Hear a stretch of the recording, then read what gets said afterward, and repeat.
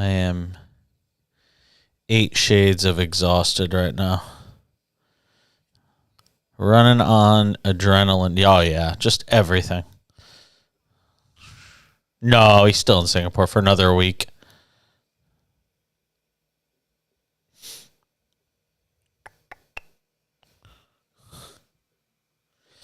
Considering he's sound asleep right now, yes.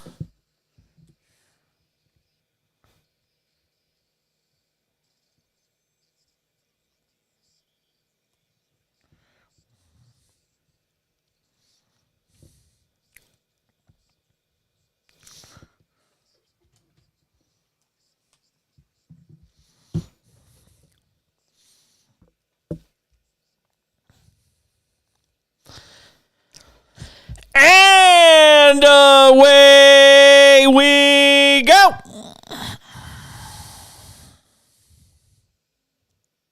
Monday edition of the show.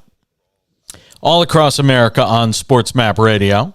All over the world on the SportsMap Radio app. That's also known as Worldwide. Happy WrestleMania week. Could hear it in Brian McDonald's voice, just geeking out. Oh, yeah.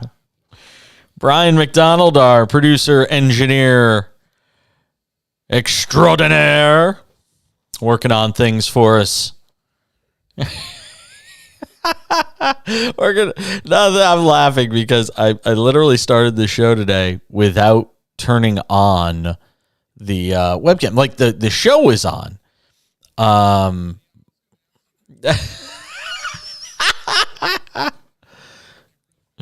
Yeah. I'm sorry. My apologies. My bad. There we are. Okay. So anyway, we got a lot to do over the next 3 hours as we do every night. You can be with us throughout the show. The call-in number is 1-800-224-2004, 800-224-2004 if you want to opine on anything we are talking about over the course of the next 3 hours. And who knows what's going to happen over the next 3 hours, quite honestly. It could be any number of things. You just never know. News can break. We could try to fix it. You just never know. So that is the phone number to call in. The text line is open as well, 888-670-8549. That is the cash-in exclusive text line, 888-670-8549. You like our lovely new treatment on the video feed of the show, Brian? You see that? Yeah. Little live. No more static, just, black backdrop. We've got something new and fun and exciting for our audience who watches the show online, which you could do on Twitch, Jason Page 77, over on our Twitter feed at the back page, or you can just go and look for Jason Page or Decibel 88 over on Facebook, Decibel 88 on YouTube. We're on just every platform imaginable, so it's gonna be fun. It's gonna be an interesting. You can say we are worldwide. So we got a lot to do, as I said. Jason Cole will join us coming up. We'll talk to him in 27 minutes. Jason Cole will join us. We'll get his thoughts.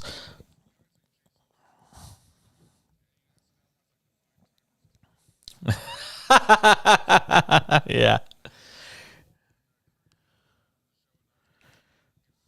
They need to be you know what they need is they need to get paid. That's what they need. Guys just need to get paid, man. That's the goal. I would look, holding nothing back here. Full transparency. I think doing things right and treating people right is important.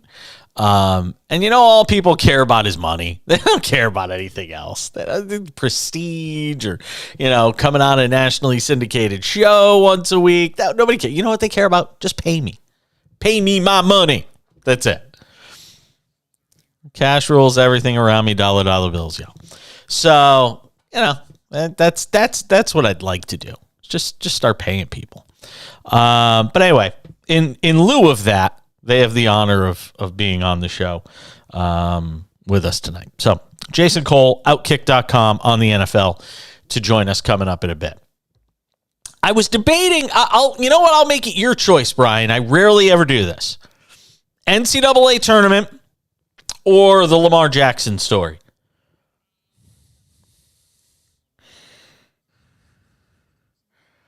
All right, look. If you are the official in this Elite Eight game, and you've got San Diego State and Creighton going at. By the way, very cool story. The kid who hit the game-winning free throw from San Diego State is from literally like 45 minutes away from where we are. This place called Moreno Valley, which is a really small area between here and Los Angeles. And it's very cool that somebody from the area in which I live, because there aren't a lot of people doing much from the area in which I live. It's not my hometown. I kind of wound up here by accident, and now I live in Palm Springs. But this kid from Moreno Valley who hit the game-winning free throw in that San Diego State Creighton game. Very cool story. Rather unheralded. All in all, fantastic story. If you are the official late in that game, in that San Diego State Creighton call, and you don't make that call, let's be honest, it's very similar to what happened in the Super Bowl, and that was the first thing that came to my mind. 100% when Kansas City and Philadelphia were playing in the Super Bowl, and you had the penalty late in the game, the hold on the play over the middle, Juju Smith-Schuster, trying to get free, and he gets held, and the flag gets thrown.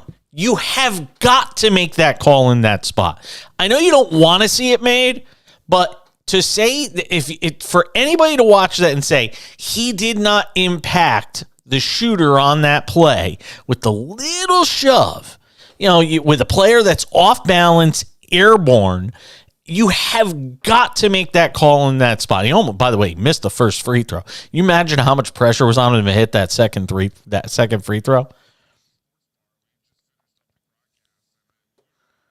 Oh, wait a minute. Were you in Vegas? Oh, okay. Oh, okay.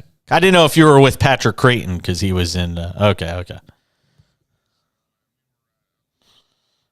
Oh, nice.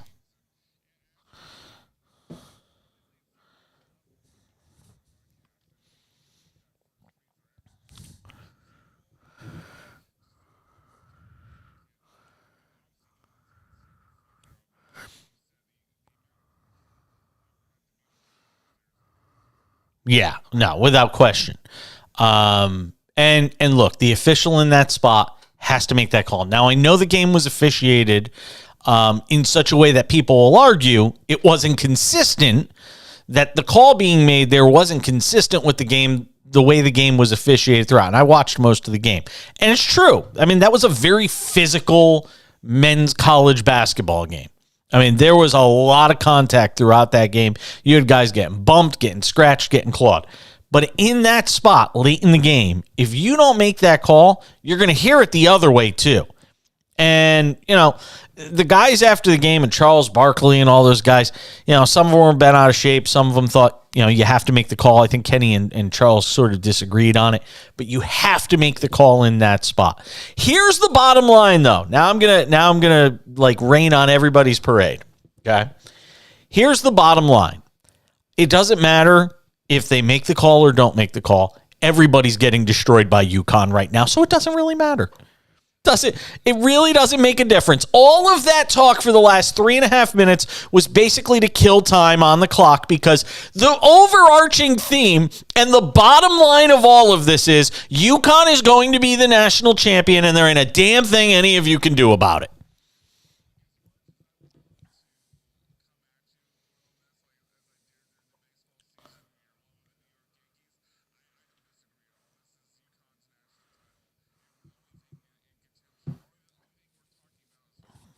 Yes. The only thing to ask is, who is UConn going to beat in the championship game?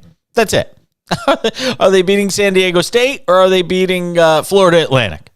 I mean, could you? I mean, now look, this is not, now that I want to make it clear, this is not me raining on the UConn parade and saying, I don't know, they got an easy road.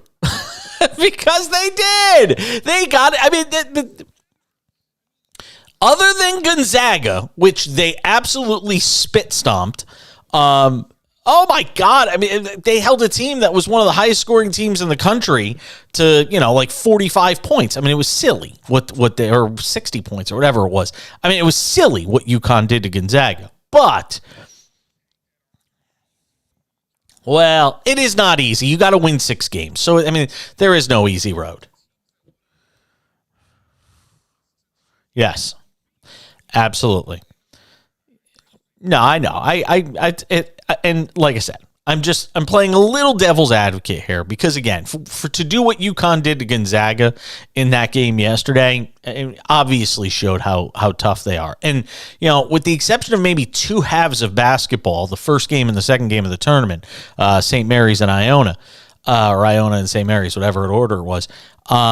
They have played pretty much flawless basketball. And they're the best. They are the best team in this tournament. They may not be the best team. I don't know if they're the best team in the country. And that isn't what the NCAA tournament is about. The NCAA tournament is not about finding who the best team in the country is. Let's make that clear. That is not what the NCAA tournament is about. Because you basically take the regular season, which, unless you're a Florida Atlantic that comes from, a 1 or a 2 bid conference, or you're an FDU that comes from a 1 bid conference, some of these schools that come from 1 bid conferences, the regular season is irrelevant because if you're one of the top 3 or 4 teams in a given conference, you're going to make the tournament. But at the end of the day, what the NCAA tournament tells you is how irrelevant in some. I mean, UConn had 9 losses this year. This was by no means a perfect team. They started out great. They were the second-ranked team in the country at one point. Were playing outstanding basketball, and all of a sudden they started probably to buy some of their own press, and they dropped off for a bit before finishing the season pretty strong. But again, it wasn't even like they won their own conference tournament. It wasn't like UConn came into the tournament winning, 7 or 8 in a row. Team just got hot at the right time. If you ask most college basketball people, is UConn actually the best team in the country? Most of them are going to tell you no. And they're going to wind up winning the college national championship. We'll come back and continue the conversation. Stay with us.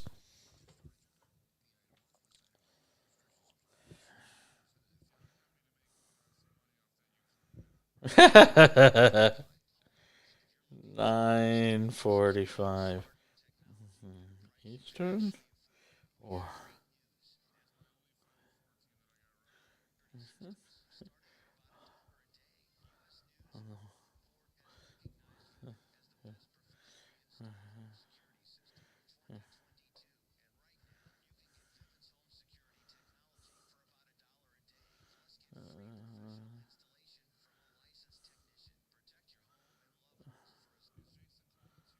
yes.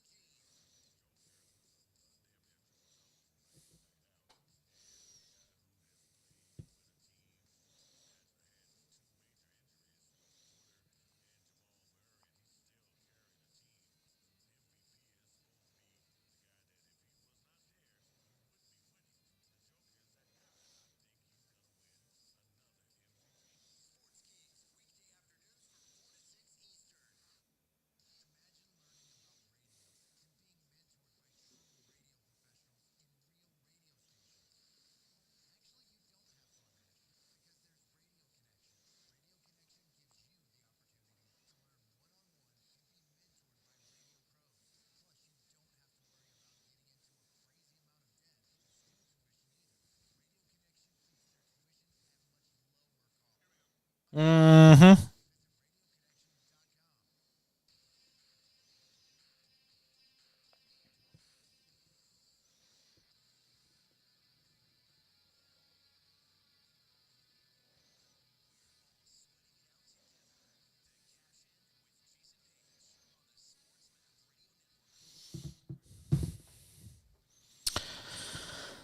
Thank you for being with us.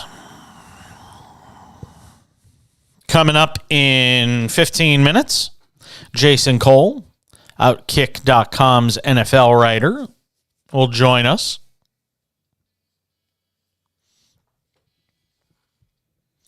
Get some thoughts with him on the news about Lamar Jackson. Also, what's going on with Aaron Rodgers. Brian Gutekunst spoke to the media today. Joe Douglas spoke to the media today, and still no deal right now between the Packers and Jets, and nobody seems to be in a rush to get one done. But we did get some interesting information today. Again, dribs and drabs, these stories start to come out and they start to emerge. We find out things today that we didn't know in the last couple of weeks when we've discussed this story. And I'll tell you, it sounds like I'm banging on Lamar Jackson. I'm not going to talk about it now because we're going to talk about it with Jason coming up in 15. It sounds like I'm banging on Lamar Jackson, but the reality is, there's just no way any of this reflects well on him, the way it's playing out. Anyway, we'll get into it coming up in just a bit. So, Final Four. We're all about the odds here, helping you beat the odds, helping you, do the very best you can with your sports betting dollars. And I got to be honest, the way UConn has played in this tournament, the fact that they're only a 5.5-point favorite on Miami is a little surprising to me. I thought that number might be a couple of points higher. But UConn, Miami's still getting some respect in terms of the number in Vegas. FanDuel right now has it at Miami plus 5.5, Miami plus 195 on the money line, and the total is 149.5. That number feels a bit high to me. If anything, I'm probably looking at the under in that game. In the earlier Final Four, national semifinal, if you will, it's Florida Atlantic, the 9 seed in this tournament. They are plus 1.5, plus 112 on the money line. So basically a pick'em game between Florida Atlantic and San Diego State, and the total is 131.5. San Diego State going off at minus 134, and 131.5 is your total, as I said, in that game. Florida Atlantic, you have to start asking the question. It makes me wonder: was Florida Atlantic misseeded? Now, we do this all the time where we go, well, the strength of schedule tells you. I still think there has to be some accounting of an eyeball test when it comes to how these teams are seeded. There's got to be somebody in the room. There's got to be people in the room, whether it's former players, Hall of Famers. I don't know. Somebody's got to be in the room saying, all right, I've looked at the body of work of this team, and that's one thing. But I've watched this team, and it tells you that Florida Atlantic, who's now 35-3 on the season, they've lost 3 games. There's got to be somebody in the room that is able to look at a team beyond what is on a piece of paper in terms of who they've played, who's on their schedule, and is able to give some sort of rationale for why, they might be a little better than a 9. When they're now 35-3. And you know what? You talk about what UConn's had to do to get here. What Florida Atlantic has done is really impressive. And at first it was kind of like, they beat FDU to get to the Sweet 16. Or to the Elite 8, rather. Now, how good are they really? How tough is the road really? But now you watch Florida Atlantic, and all of a sudden, you start to figure out this team's pretty good. It's a pretty good basketball team. And it's remarkable because they had never won an NCAA tournament game. Ever. And now here they are. You've got 3 teams in the Final Four. And again, this thing sets up so well for UConn. It reminds me of the year, and I don't remember exactly what year it is. I'm going to get crushed for that. But the year UConn beat Butler in the championship game, and it was an awful championship game. Yeah, it was not Yeah, it wasn't the greatest game. Yes, it was not very good. This Final Four kind of has shades of that written all over it. I hope the games are good, but there's a chance we get to Monday night and get done with Monday night, and we're on the air next Monday night. When that game ends, we'll be on the air. Of course we will. So there'll be 3 people listening to us around the country because they'll all be watching the national championship game. But that's the way it goes. And by the way, can I also laugh about something else? So, for a little behind the scenes, I'm originally from Connecticut, as many of you may or may not know. About 3 weeks ago, before the tournament started, the guy who runs the syndicate, the guy who runs SportsMap Radio, a lovely gentleman by the name of Craig Larson, he's the program director for director of programming, whatever it is it's called, for SportsMap Radio, calls me up. And he says, "Hey, Jason," and there were some logistical things involved that didn't go the way that I had hoped, but he essentially said, "Hey, we've got a credential for you. We'll get you a credential to go to the Final Four, and you could host your shows from Houston." Like, okay, this is kind of cool. But some logistical things didn't work out the way they were supposed to. And I made the decision to say, yeah, you know what? I'm not going to go to Houston. Would you know that UConn makes the Final Four? The year that I say I'm not going to go to Houston and have a chance to watch UConn in the Final Four, I don't go to Houston. I mean, I'm just an idiot. It's just the worst. Yep. And now UConn's in the Final Four, and I won't be there to watch them play against Florida Atlantic and beat them by 30 in the championship game. I mean, that's kind of what's going on here. Right? It's sad. It's actually a good point.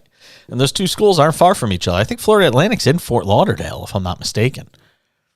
Oh, okay, Boca. All right. It's in Boca Raton. So we'll see what happens. But I'll tell you have to be impressed with what UConn has done,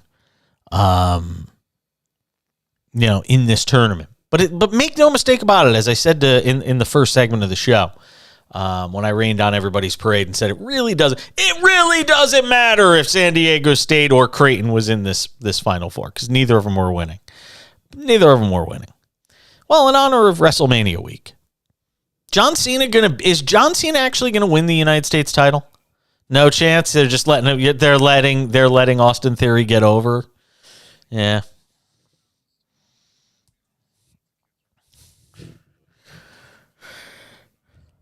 Yeah, I saw that. I'd love to see. Really? Cena's the very first match?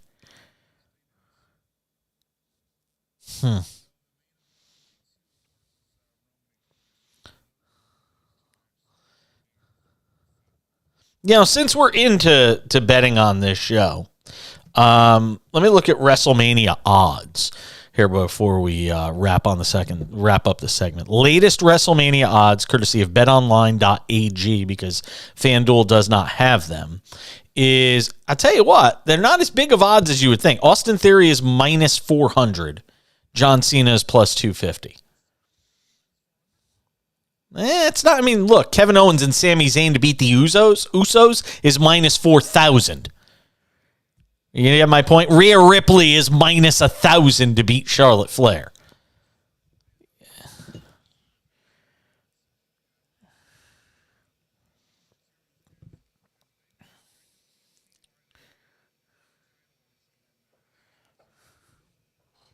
Any chance Cena would, win it and then maybe drop it? Either that or retire.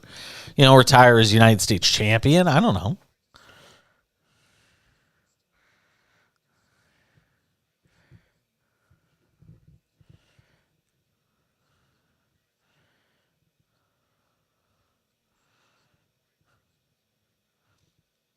Hell in a Cell, by the way, Edge is minus 120 and Finn Balor is minus 120. It's basically a pick 'em.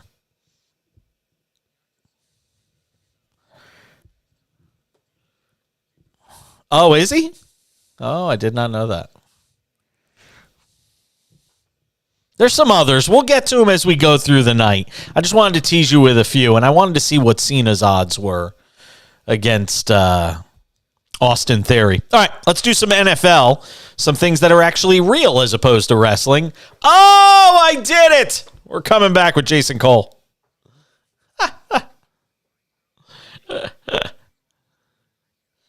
I did it. I did it.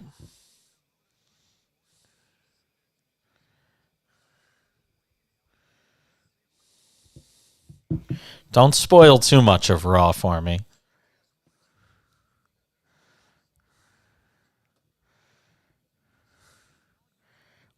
Brock Lesnar is minus 1,000 against Omos.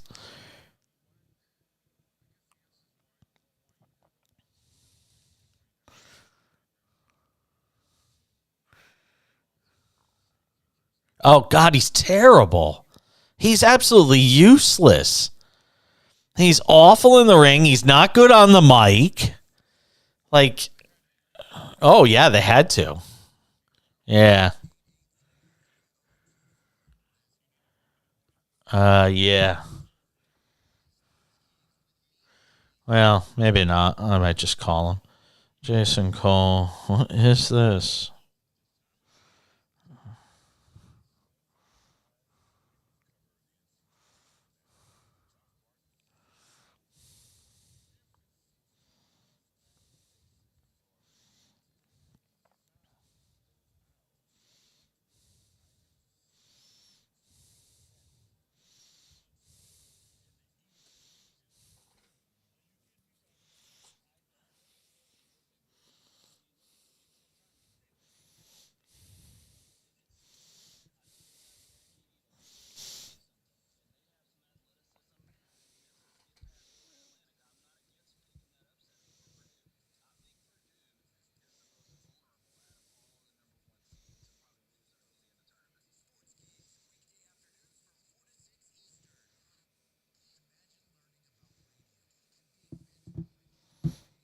Let me know that you can hear Jason Cole when I'm talking to him here. Hey, what's up? Hey, there he is.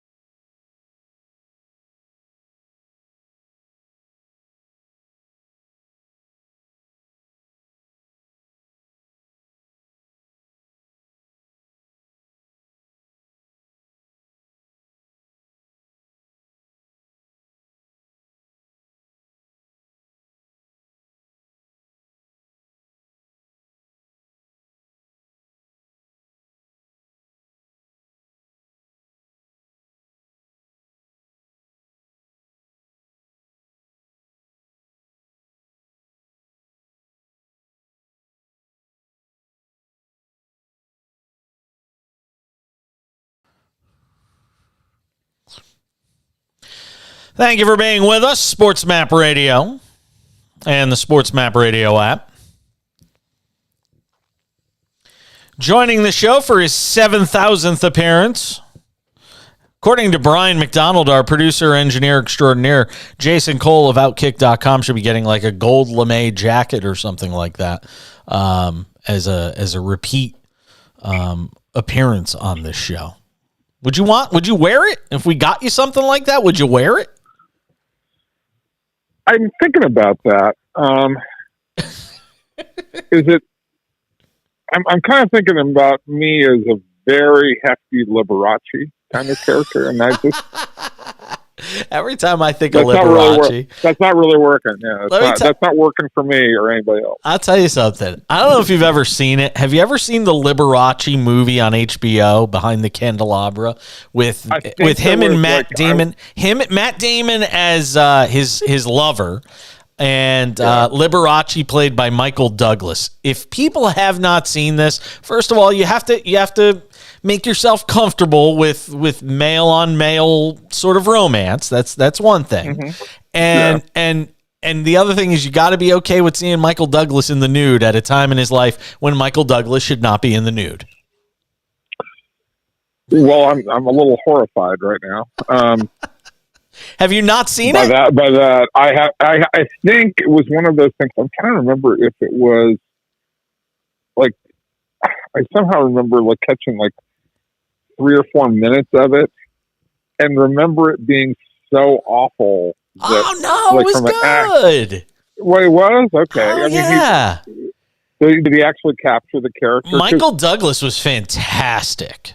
Michael Douglas was fantastic. That's good. And the transformation they do with both him and Matt Damon's character is just out of this world. But I mean, you got to have a pretty strong stomach to see, sort of the sensational aspects of Liberace's sex life, so to speak. Like, I'm not, look, I'm completely tolerant, but probably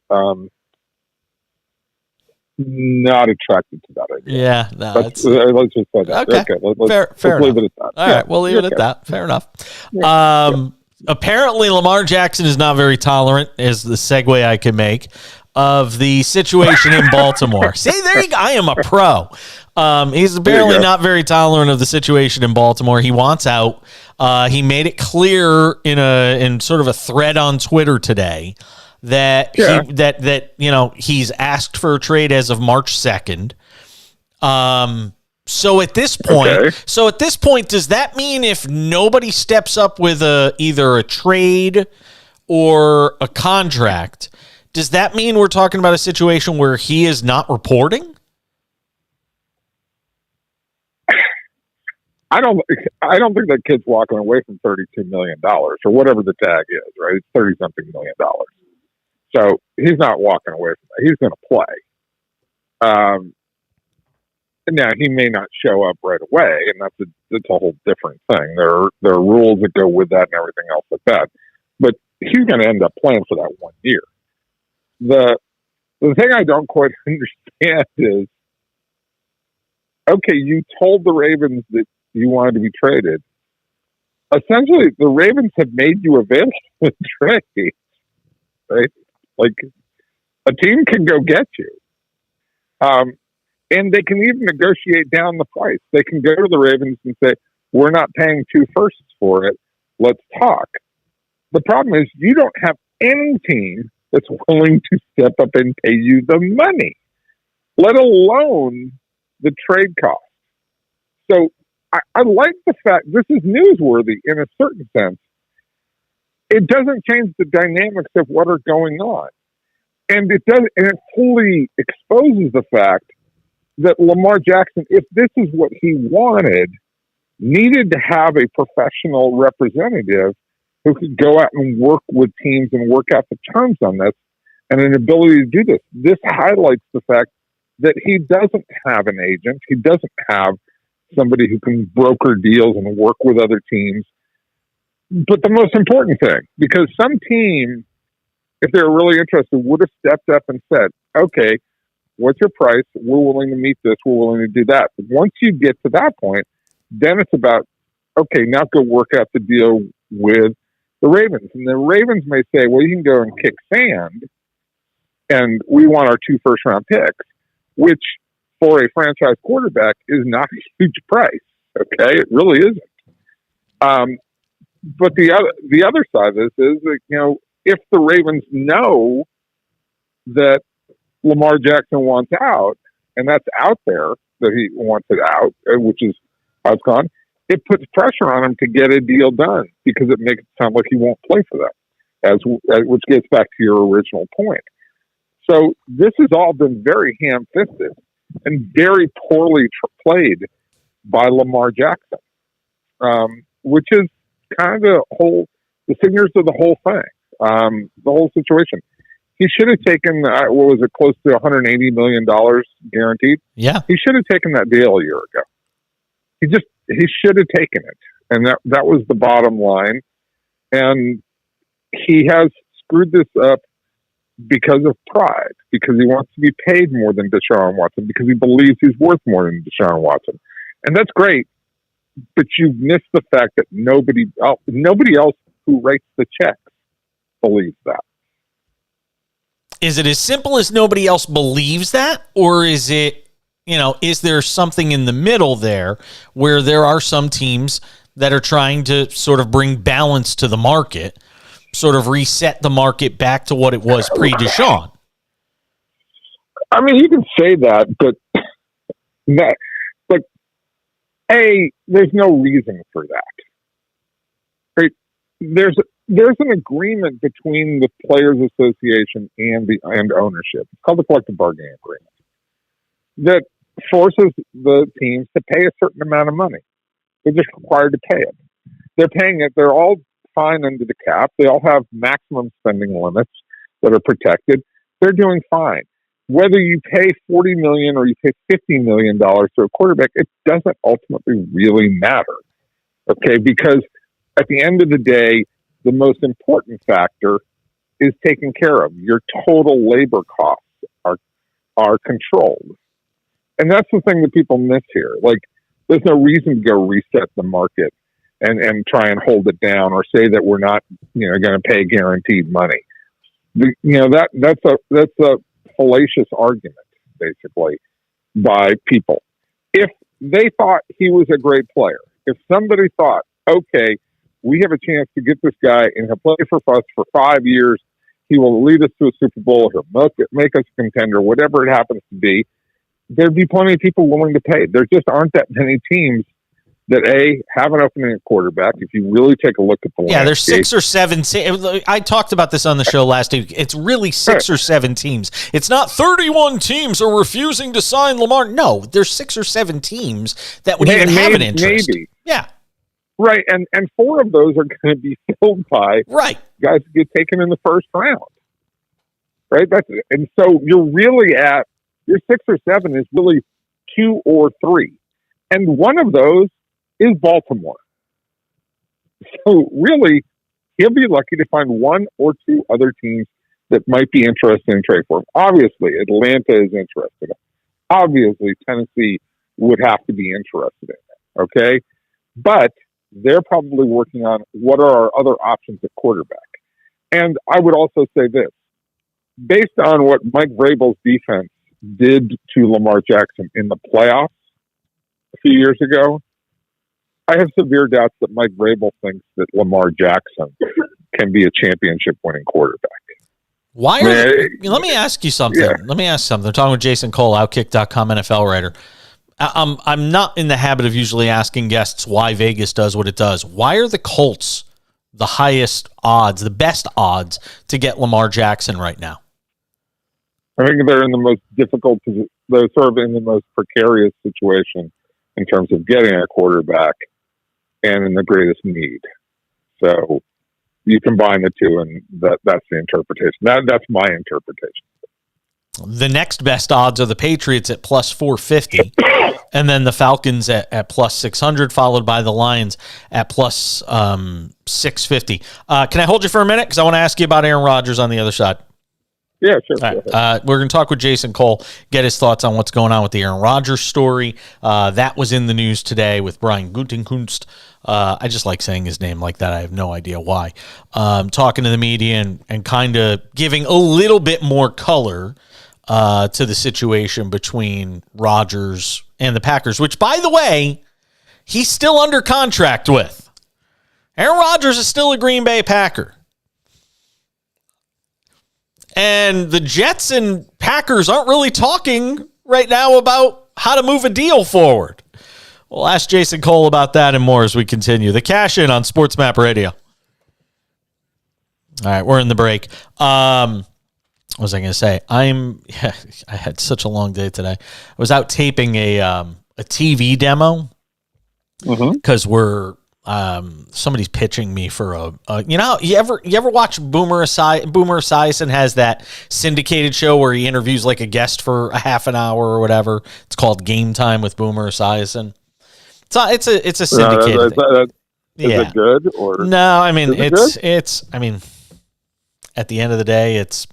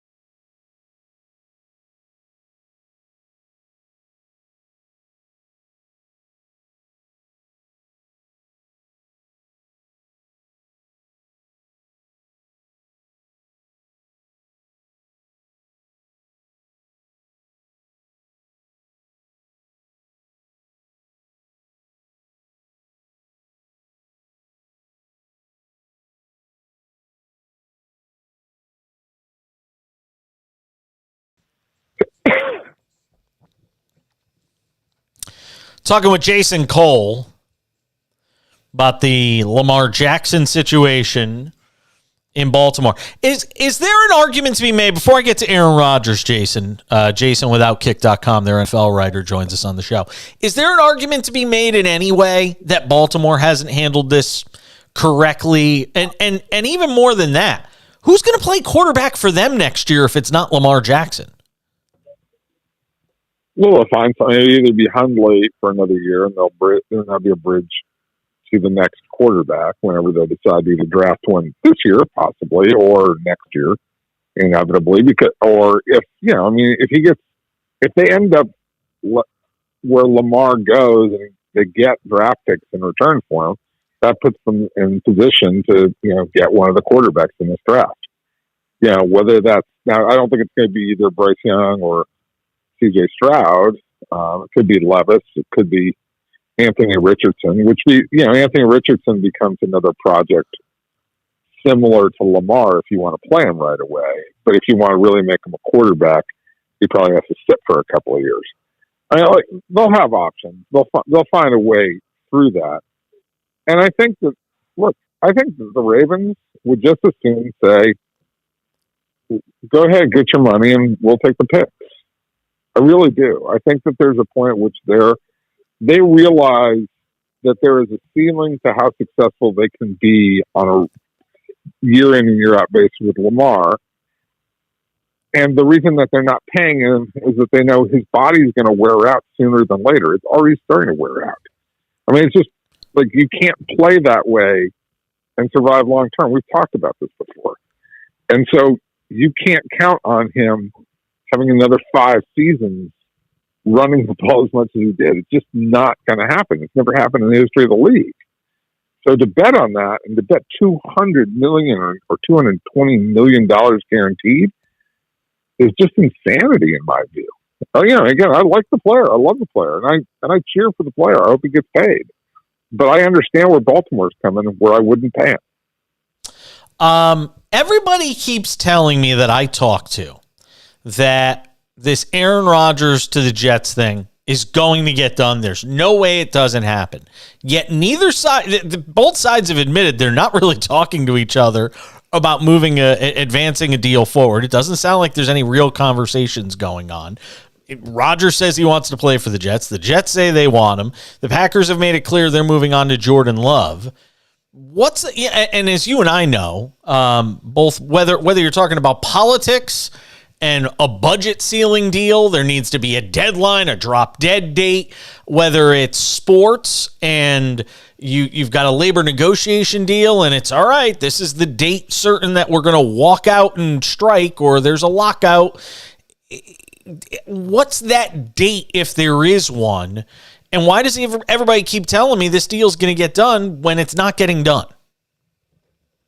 Well, because there's a dance that goes into a deal where both sides are looking at each other going, is this the best deal I can get? Is this the best deal I can get? Is this the best deal I can get? And neither one wants to commit because neither side wants to look like it overpaid or made a mistake, right? So they keep doing the dance and keep doing the dance, and they wait until whatever the artificial deadline is. And in this case, it's probably the draft. So we got, 4 more weeks of this before we have to really worry about a deal getting done. But even then, that's not necessarily the drop dead, because the Jets may say, we don't really want to pay draft picks this year. We'll pay draft picks next year, right? So we'll wait until after the draft and pay you. And by that time, it's the beginning of the off-season program. And when can it really get done? So, look, there's no urgency from either side. In fact, it's just the opposite of urgency, because neither side wants to look bad in the deal. And so they'll bite the bullet when they ultimately have to. That's why the real world of these deals, I mean, this is not like your fantasy baseball league, right, where you get your trade done because you just, because people are actually looking at this deal. And I thought the important news today is Brian Gutekunst, who said, look, don't necessarily expect that we're going to get a first-round pick for Aaron Rodgers. He's setting it up knowing that the end of this is he's trying to control expectations from the Packers faithful who think they're going to get, a treasure trove of first round draft picks for Aaron Rodgers. And it doesn't appear that's going to happen. Jason Cole, Outkick.com, NFL writer. Always appreciate it, my friend. Enjoy the rest of your week. And that gold lame jacket, that sequin jacket, it's going to the I don't know who does. Yeah, get that in the mail and okay. And stuff some hundreds in the pockets. Stuff some hundreds in the pockets, something like that. Absolutely. I said all the guys want. I said all that. Brian brought this up earlier in the show. I said all that guys want is money. They don't care about anything else. They just want money. It's like Lamar Rodgers making business decisions, man. Absolutely. Straight cash, homie. That's how it works. All right, dude. Thank you, Jason. I'll talk to you later. Jason Cole. Jason Cole joining us on the show, giving us some thoughts on, Lamar Jackson and just about everything else. He's good, though. We were talking during the break about that Michael. Hey, Brian, have you ever seen the Michael Douglas, Matt Damon, Liberace movie? Really? HBO? It was an HBO. It was a movie made by HBO, which tells you. No, this was not. I don't think it ever made it into the theaters. I think the whole idea, though, was that it was one of these exclusive, HBO things. Which, HBO obviously pays a lot of money to put these different. No, this was probably 6 or 7 years ago.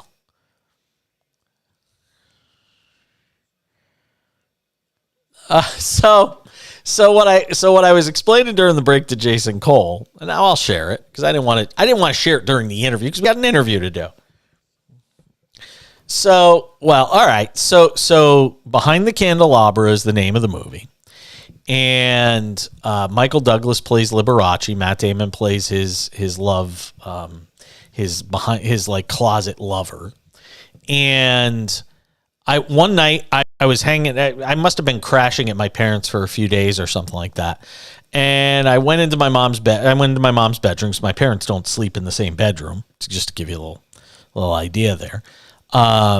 I think a lot of people, when they get really old, they don't sleep together. But anyway, my mom's sleeping my mom's laying in her bed, and I go up, and being the loving son I am, we curl up in bed, and she turns on HBO, and there it is, Michael Douglas in the nude doing unspeakable things to Matt Damon.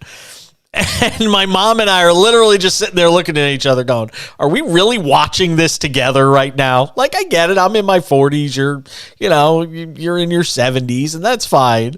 And my parents are okay with me being identifying as being openly gay, but there was still this moment where we had to make a decision. Are we going to keep watching, or is one of us walking out of the room? And believe it or not, we both sat there and kept watching. So there you go. But it was very awkward.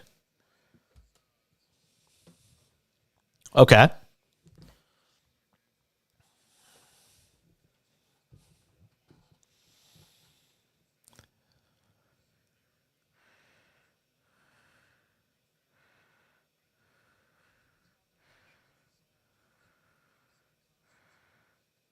Jesus.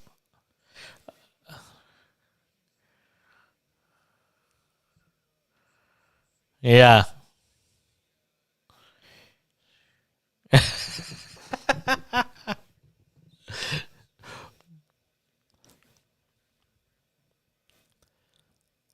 Yeah. Yeah, I would imagine it is. I would imagine it. I'm just glad it was my mother I was watching it with and not my dad, because that would have been really awkward. Yeah. But no, it was kind of interesting. Interesting what he was saying about Lamar Jackson, just thinking back to the conversation with Jason Cole about, this fact that, Lamar Jackson is, as far as Jason Cole is concerned, really everything here is laid at Lamar Jackson's feet. That he challenged the organization to, he basically said, all right, I'm going to call your bluff. I'll play out the season. And, they called his right back. You got two sides who basically, bluffed each other and then turned over their cards. And, Lamar's got a 2-3 of spades and maybe the the Ravens have a 2-7 of spades, so they got him out kicked. But neither side has a great hand here. Lamar doesn't have a great hand because he's looking at a situation where he can't find a team to sign with and doesn't seem like he could find a trade partner. And the Ravens don't have a great hand because they're staring at a situation next year where Huntley is their quarterback or worse. We're coming back another hour next. I got to grab a drink. BRB.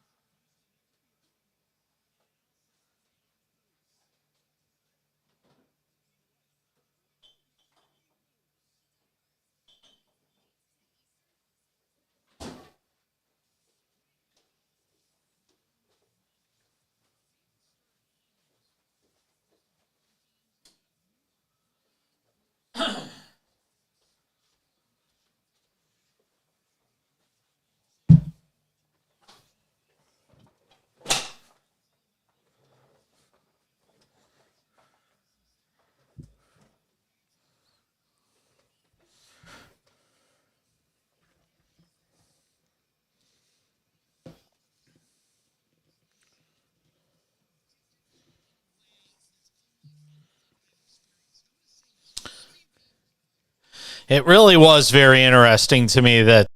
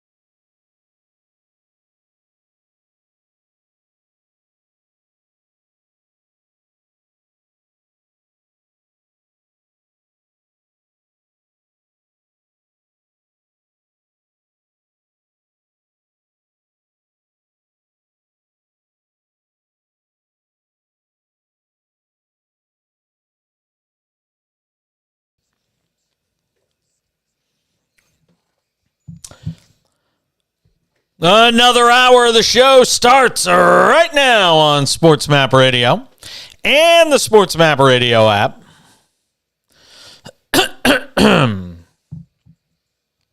We're a professional outfit. I need a cough button is what I need.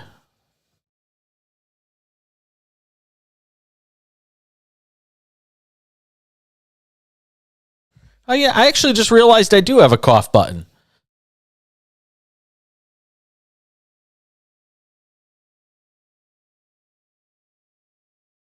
Yeah, see, I was just talking and you couldn't hear me. That's cool. That's really cool. I didn't realize that this board had its own form of a cough button. I've had this Rodecaster Pro that I use to broadcast the show from the lovely Page Estate in Palm Springs, California. And I still am learning things this board can do, and I've owned it for like 4 years. It goes to show you, I really haven't explored it all that much. Can I just say something here to start the hour? I want you to think back to maybe when you were a kid, young teens, whatever it may be. I want you to hear something first, right? Psst. That's the sound of me opening a bottle of SodaStream seltzer water. Okay, this is not a promotion or a commercial or anything for SodaStream. That's me drinking it. I want you to think about when you were a kid. Okay, and I mean like pre-SodaStream. So if you're somebody in your 40s and you're a kid, think about how crazy we would have thought if somebody had said to us back then, hey, they're going to make this thing where you can make your own soda. Like you can make your own fizzy drinks. Yeah, because think about what was in your house. If you had soda, you had to go out and buy soda. Can I just say, whoever invented the SodaStream, whatever they're making from it, no matter how much money they're making, it's not nearly enough. Like, that has to be one of the coolest things that was, it's a very underrated invention. The idea that you could have something in your home that is capable of making soda. Now, in my case, I don't use it for soda. I just make flavored seltzer waters. I get the bubbly drops and put it in it because I'm trying to be healthy. But you know, in older days, I used to make diet soda with it or root beer or something like that. But that is one of the coolest inventions, like known to man, is the SodaStream. Do you own one? Do you own a SodaStream? Okay.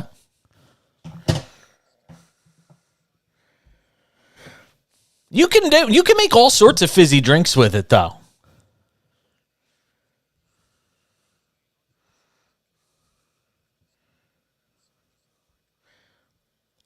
God, Coke Zero is hot garbage. Oh my God, that stuff is terrible. Let me tell you how bad Coke Zero is. A friend of mine left some in a cabinet above his refrigerator for a while. He went to go open it 6 months later. There were no holes in the cans and it was empty. That stuff like literally ate itself. Like that stuff cannot be good for you. Anything that you open up in a can and literally after just sitting 6 months on the shelf, it is completely evaporated. It's gone. The drink just ate itself. Something is wrong. No. Mm-mm.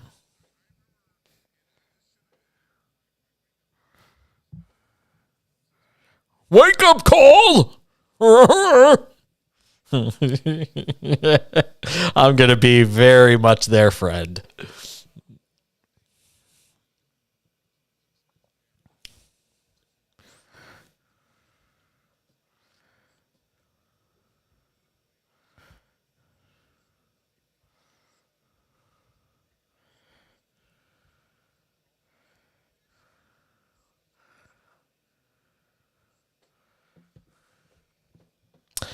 I tell you, I can do like SodaStream seltzer water. You know, like the bubbly, like they literally make the bubbly water drops that you can put in it. It's fantastic. I'll tell you another one I do. I do seltzer water and I pour in a little bit of orange juice. It's like an orange juice spritzer. It's unbelievable. It's really good. I'm telling you, they're not that expensive. Go get yourself a SodaStream. Seriously. Maybe I'll do that you know what? Maybe I'll do that as this week's giveaway. Maybe I'll give away a SodaStream to a lucky listener this week. That's kind of a cool idea since we were talking about it. Yeah, I don't know if they're doing much advertising, but yeah, see, Dave in Connecticut, our P1 of P1s, just said there are videos that Coke can clean rust off of a bumper. That can't be good for you.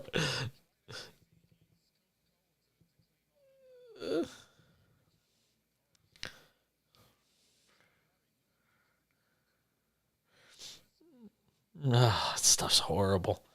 No, I'll drink maybe one Diet Coke a week right now, just to remind myself of what it tastes like. But no, honestly, that's what I'm doing. I'm literally down.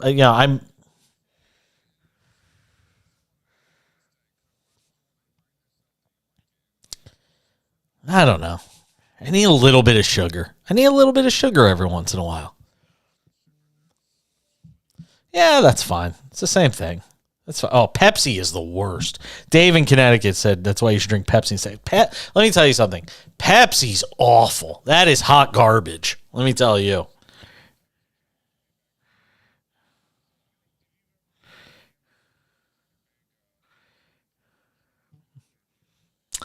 Do I strike you as the type that would have heard of that?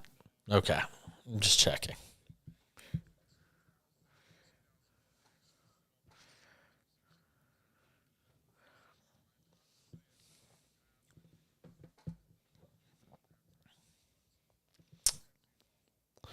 Yeah, Pepsi is the worst. Whenever I go to a place, I'm like, can I have a Diet Coke? And then they bring you a Diet Pepsi without telling you it's Diet Pepsi. And that moment where you realize you've been duped and you're drinking a Diet Pepsi and it just, it's like, it's bad. It's just really bad. Two things I'm going to get to in this hour that are worn out. Okay. One I'll get to finish the hour. One I'll get to right now. The whole player going on like the Players Tribune and writing like his Dear City letter, or to say that, writing a love letter to a team, they're kind of played out. Sergio Romo retired today. That's about all I should have to mention about that story. That should be it. The only thing I should have to say is Sergio Romo retired and we move on to the next story. But Sergio Romo wrote his love letter to San Francisco. He tonight, I get to do something one last time, Sergio Romo writes. Something that's been one of the biggest honors of my whole life. I get to put on a Giants jersey. And before I go do that, I just wanted to write this letter. Share some thoughts with you all. Thanks for reading. And he goes on to write in this letter that he filed paperwork and he's retiring. Like, really? You're Sergio Romo. Who cares? We're not even talking about our clothes. We're talking about a guy that was like a middle reliever. And I gotta. The Players Tribune needs to put out this. And this thing is long. This is like War and Peace trying to read this thing. Like, no offense. And he signs it at the bottom. I've never even seen a Sergio Romo autograph because I don't even think any of the baseball card companies would use a Sergio Romo autograph. If I opened up a pack of cards and got a Sergio Romo autograph, I'd sue the card company for that being one of their autos. Like, come on, really? Sergio Romo? No offense. I mean, great. You got to live out your dream to be a middle reliever in Major League Baseball for 15 years. Great. 10 years, whatever it was. I don't get it. I don't get it. Why this is like, I get that the Players Tribune is there for exactly this, that it's about the players. It's about, giving them an opportunity to speak in their own voice and not be filtered through the corporate media outlets, and all of that's great, but I don't care that Sergio Romo's retired, and I mean, I get that he's, he gets to give his whole life story in this thing. I mean, this thing really is War and Peace. Like, hold on, I'll show you. I'm scrolling at a normal pace. I'm still scrolling. That's how long this thing is. Anyway, you want to go read it, go check it out yourself. It's on the Players Tribune. We get text messages into the show. We always tell you to text us. 1-888-6... Why 1? Who needs a 1? 888-670-8549 is the text line. 888-670-8549 if you want to text the show. And you can text us about anything your little heart desires. Text from James listening in Detroit, Michigan. We were talking in the first hour about the fact that UConn's going to win the national championship and nothing else really matters. I basically rained on everybody's parade at, if you're a University of Miami fan, and I don't mean Miami of Ohio. Nobody ever means Miami of Ohio when they say Miami. I don't, San Diego State or Florida Atlantic, all these fan bases probably hate seeing this, but I broke your little hearts today when I told you UConn's winning the whole thing and nothing else really matters. James in Detroit, Michigan disagrees. I don't think James in Detroit, Michigan has ever disagreed with me. So I'm a little stunned right now. I'm flummoxed. He says, it sounds like you're thinking it's sort of a guarantee that Connecticut will win it all as a favorite, but I wouldn't be shocked / surprised at all if Miami of Florida wins a close game against UConn in the national semifinal on Saturday night. James in Detroit, Michigan. Wow. How about them apples? By the way, UConn, of the 4 teams to win the national championship, UConn is minus 125. San Diego plus 360, Miami is plus 490, and Florida Atlantic is plus 600. And I'm all about value bets, but I'd bet UConn and nobody else. We're coming back.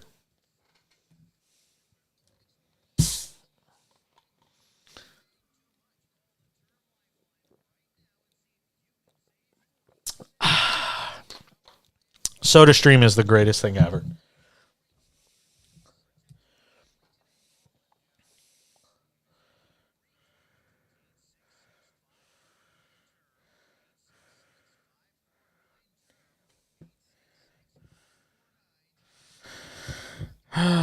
Shoot.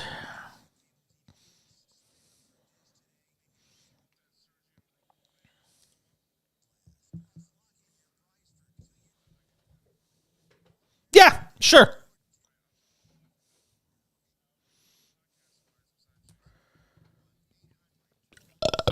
The UConn stuff will be outdated fast, so that's no good. Oh, podcast. Sorry. I'm just sitting there burping into the microphone, and God, now my microphone just smells rancid. Oh, that's so bad. Yeah, we could do the stuff about UConn.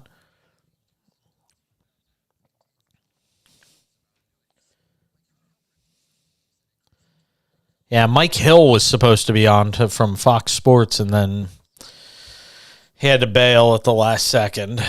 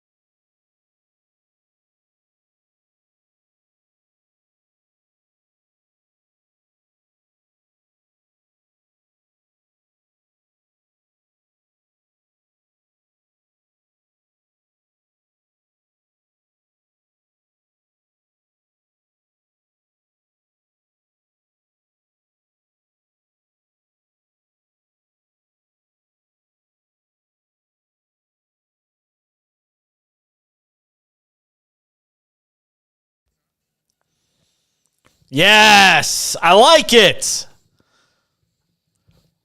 Oh, Roman Reigns.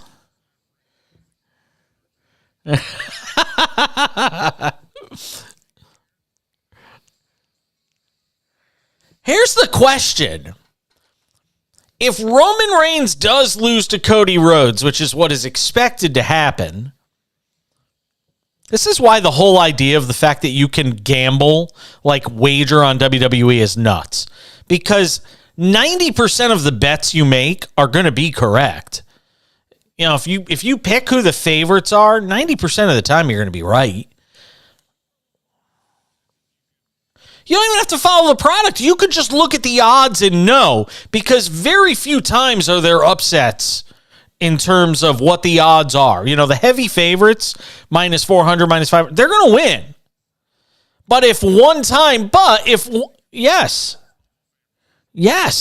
I think the only time that a heavy favorite in this spot lost might have been when Undertaker got beat by Brock Lesnar, if I'm not mistaken. Oh, you would have lost a fortune on that. They said, like, people in the audience at the event were crying. They weren't crying because Undertaker lost. They were crying because they lost their entire bankroll. Yes. He was he? What was he in that? But it was a lot. It was stupid. It was stupid amount. Like, he was a heavy favorite. He was not supposed to lose to Brock Lesnar, at least as far as Vegas was concerned. And then he did, and everybody was like, oh my God, I just lost everything I've won betting over the last year on a stupid wrestling match. I mean, that's essentially what happened, which led you to say, damn you all to hell! Yes, absolutely. But let's assume Roman Reigns loses. It's WrestleMania week, so it's the one time a year. And Brian's only working with us on the show this week tonight. So in honor of Brian, I decided we'd do a little wrestling talk, because it is WrestleMania week. It's the biggest week of the year for professional wrestling. The biggest week in sports entertainment. All right, what do you got for me? Undertaker was minus 3,000.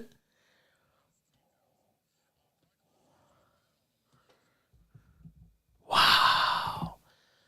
That's crazy. So let's assume, because we were just talking about it before, the current odds right now, according to betonline.ag, has Cody Rhodes as minus 550, Roman Reigns as plus 325. I mean, that's a prohibitive favorite. Let's assume Roman Reigns loses. What is his path in the company after that? Like, I mean, he's been the champion for so long. He's been the face of the company for so long. What will they do with him from a storyline standpoint once he's no longer the Universal Championship? Now, I have a theory. Everybody's going to turn on him, right? The Sikoas, you know, the Usos, all those guys are going to turn on him, and then he's just going to basically be by himself. I mean, is that what's going to happen? He's going to turn face.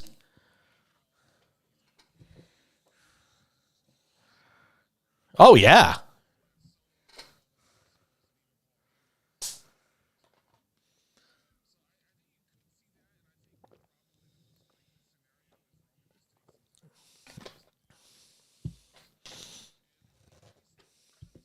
Could he wind up fighting Solo?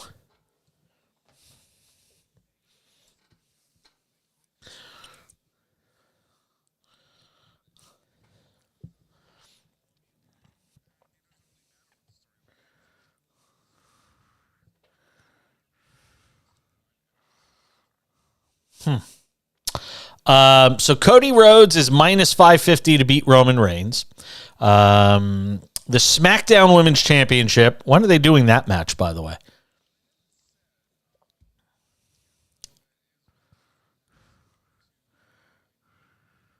Yeah.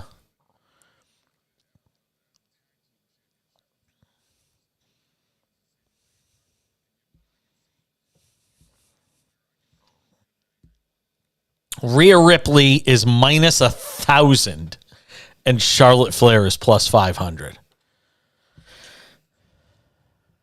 Yes, I remember. Bianca Belair and Asuka is dead even. They're both minus 120. I think it's Bianca. I don't think are they really going to put Asuka over at this stage? They could have done that for like so long ago.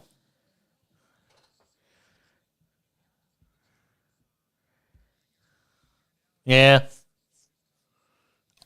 It's hit its, yeah.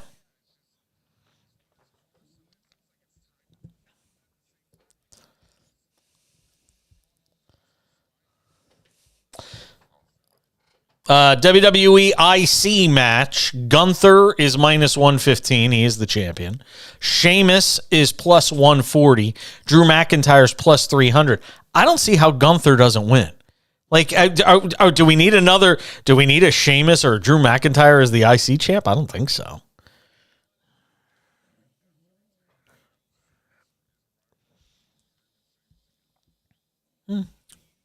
They've done that before, though.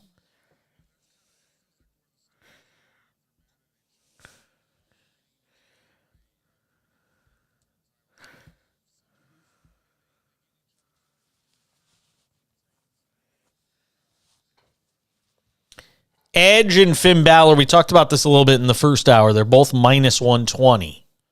You said the Demon is coming back. I thought it was too. I think it is. I still think it is.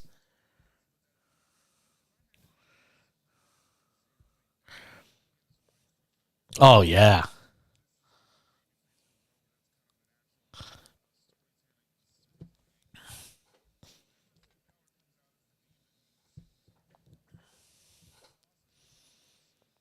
I thought I remembered one time. I'm trying to remember the one time, but I thought I do remember him losing once as the Demon.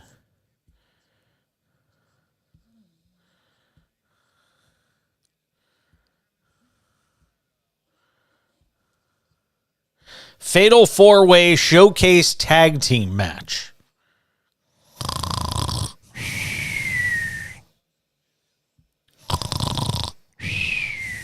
Braun Strowman and Ricochet, plus 100. Yep. Viking Raiders are plus 135. The Street Profits are plus 175. Chad Gable and Otis are plus 1,400.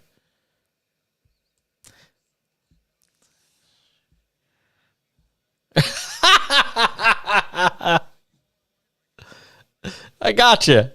6-women tag match. Becky Lynch, Lita, and Trish Stratus. Minus 300. Damage Control plus 200. They're bringing back these Hall of Famers to lose. Yeah. To Damage Control. I mean, come on.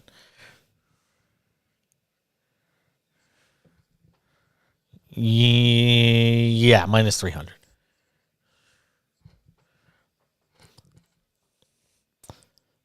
Seth Rollins minus 500 against Logan Paul plus 300. I'm surprised this isn't a little closer.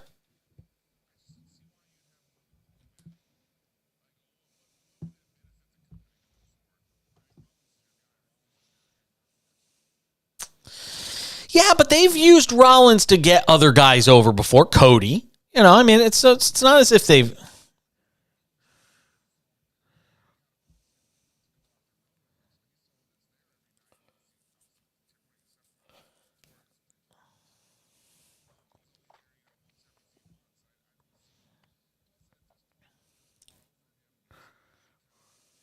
Yeah, no.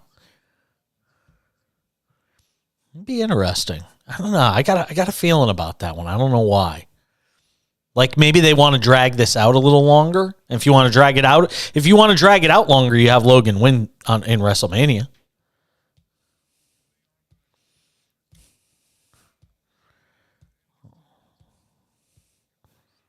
Oh, that's right. They are.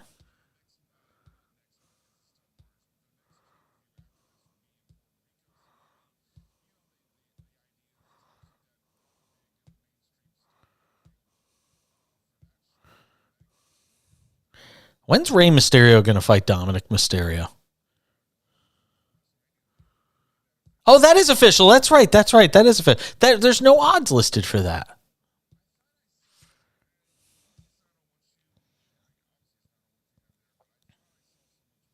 All right.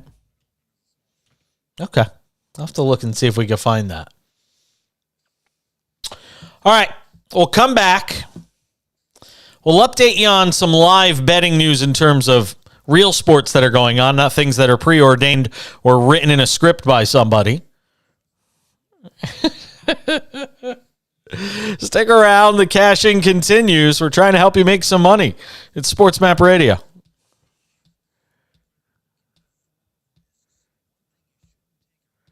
Yeah, I thought they were wrestling. What'd you say? I don't think so. Oh, really? Okay.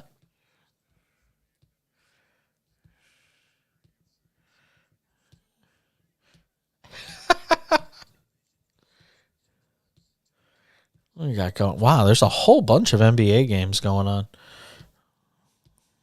Guess we should do some live betting. Emmanuel quickly at 40 tonight.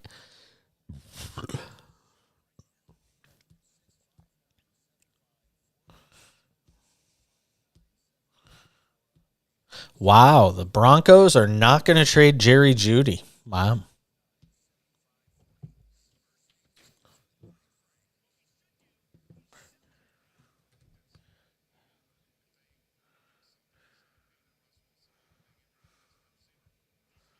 True.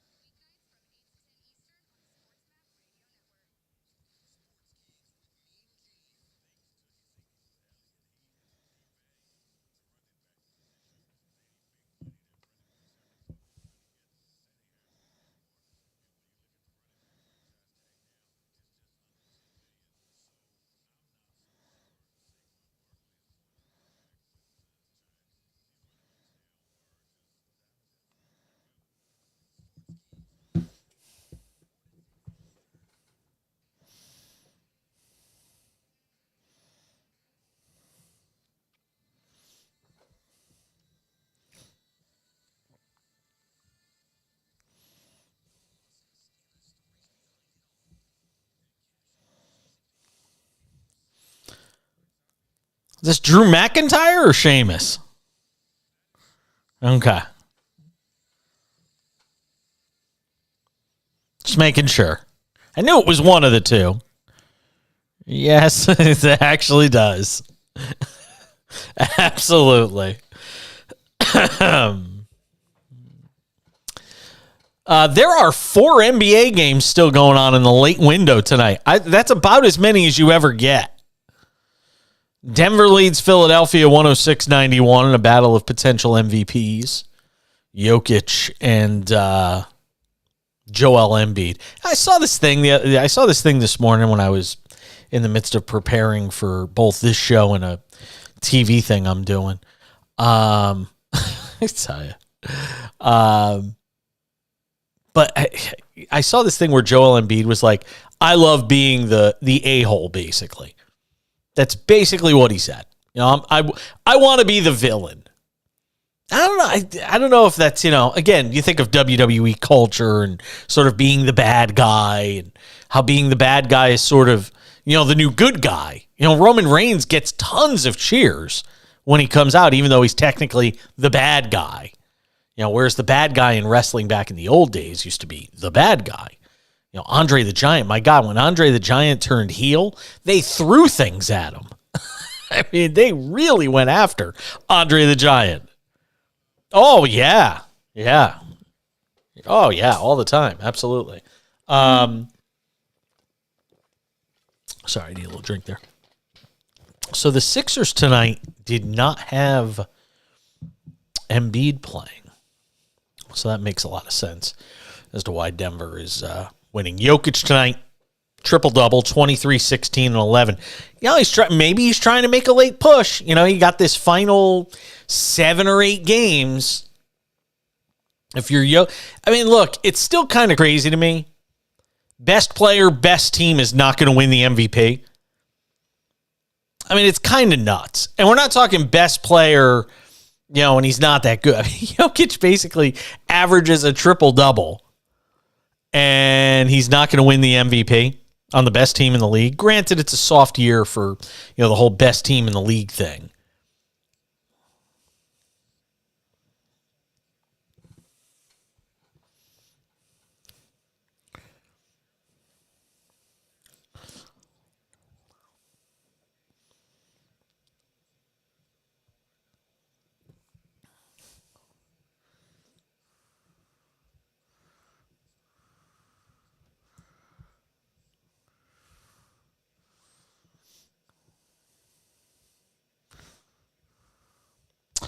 Looking at it right now, Brian McDonald. Embiid right now is plus 105. Wow, it has tightened. Wow, it's tightened a lot since this time last week. This time last week, Embiid was like plus 325. It was like minus 125 or something like that, and Jokic was all the way up at like plus 300. It's changed now. Embiid is plus 105. Jokic is 120. Jokic might want... Well, there's this idea that the reason the numbers flipped, when Jokic was... It looked like it was a foregone conclusion Nikola Jokic was going to be the MVP.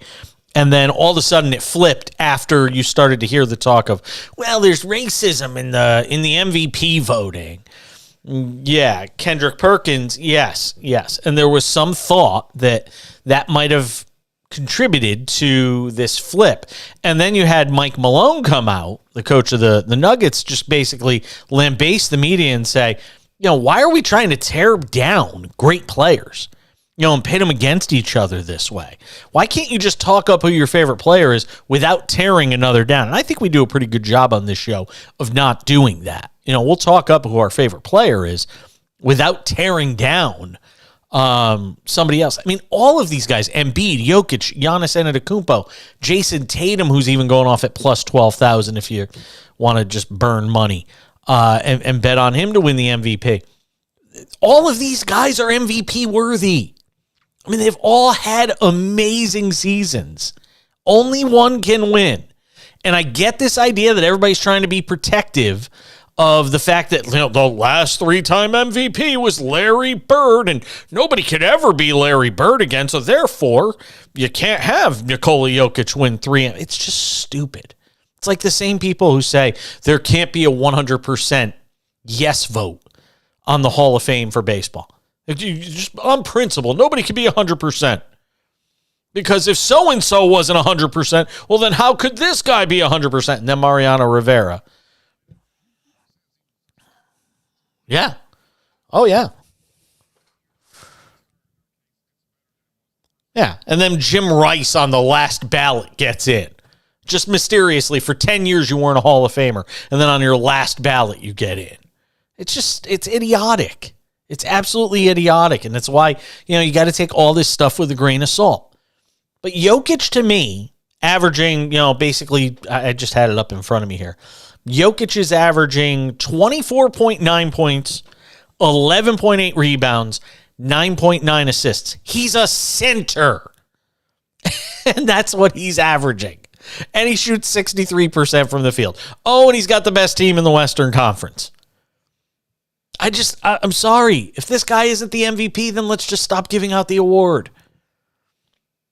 And it's no offense to these other guys. Embiid's having a wonderful year, and there are some who should argue, hey, if there's a year that he should get his first MVP, this should be that season. But he's not even the best. He's the best player, but it's not even the best team in the conference.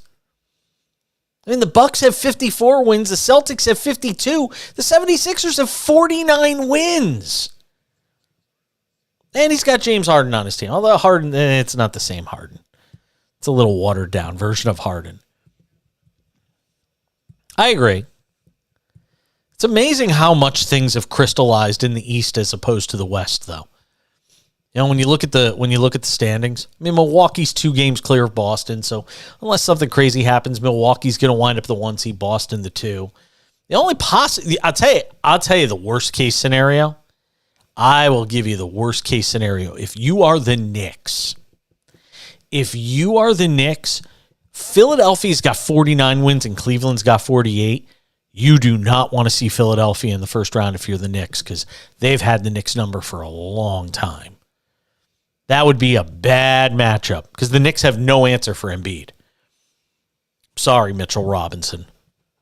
It's just not cutting it.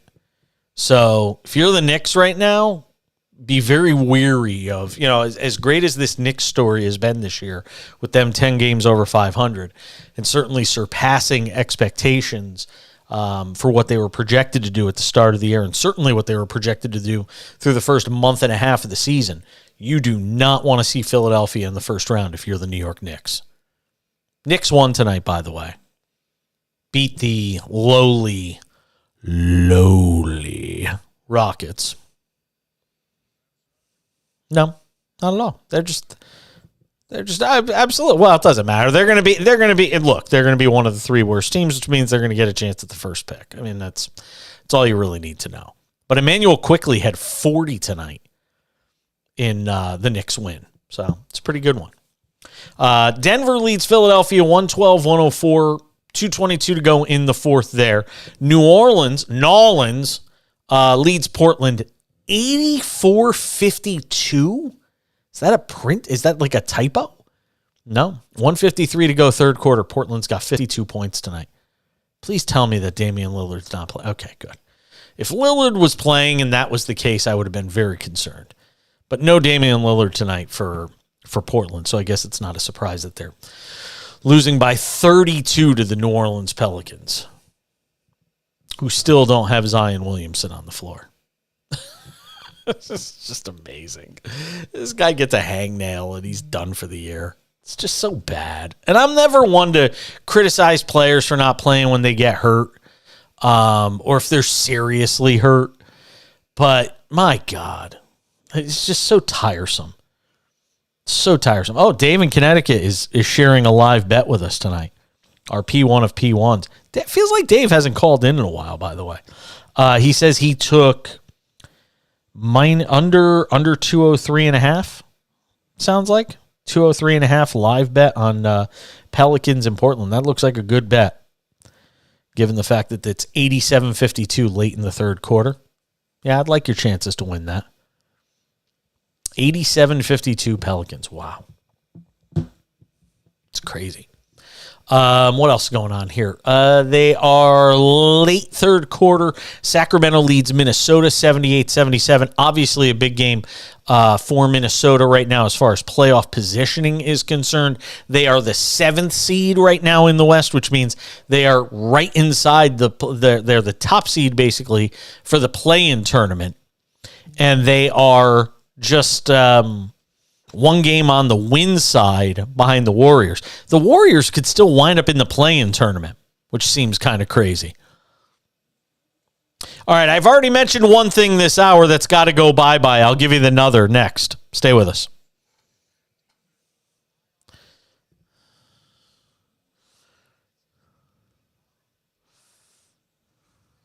Wow, the Mavericks are out of the playoffs right now. Yes, 37 and 39. And the Lakers are the 9th seed now. There's talk they're going to get him for the last week of the season.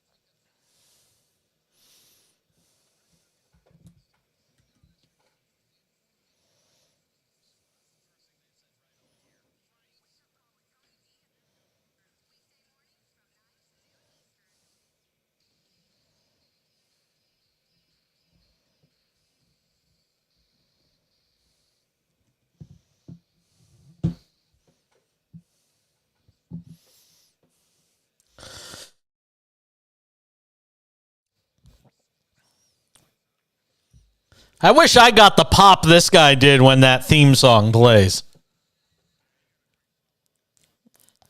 that when that theme song plays, like, listeners would just be like, yeah, oh my God. It's Kevin Owens' theme song for those that don't know. I'm embarrassed that I know this much about wrestling because I barely watch it. I really do. The problem is I don't watch SmackDown at all, so I'm like totally half shut off from wrestling. I can, is it the better show? Really?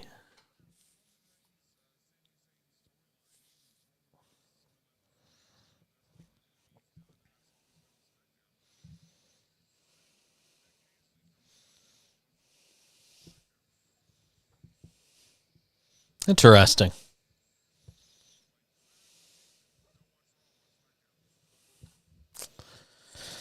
Well, like I said, I watch Raw in about 45 minutes. I've told you this story before. Yes. Yep. I just skip through the matches, watch the promos and all that stuff. That's what I do. So at the start of the hour, I said I went through something that I think is old and played out, and it's these players' tribune, these love letters. I'm retiring. I read one earlier in the show, earlier in the hour. Sergio Romo, who if I put him in a lineup, 95% of our audience wouldn't be able to pick the guy out of a lineup. I mean, really, they I mean, seriously. So he's not even the most famous Romo athlete. I mean, think about that for a second. He might not even be the third most famous Romo athlete because there's a minor leaguer for the Colorado Rockies by the name of Drew Romo who's really good. So he may not even be the third most popular Romo. But Sergio Romo retired. He wrote this love letter to San Francisco. I filed my papers. I am retiring. I don't think that's his voice, but I kind of imagine it that way. Yeah, I did. But that's kind of played out. This whole thing and guys, I wanted my own narrative in the Players Tribune. You know what? Sometimes you're just better off letting somebody write it for you. The other one is, well, I'll let you hear it for yourself. This thing is kind of played out too. It's all right.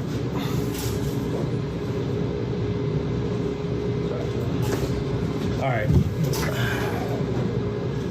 Difficult conversation to have because you came in and played your ass off, okay? And we talked about at the start of this being a competition, and you killed it. But at the end of the day, you got 20-something games at AAA. There's always room for development, but at the end, I think that development should happen in the big leagues. Welcome to New York.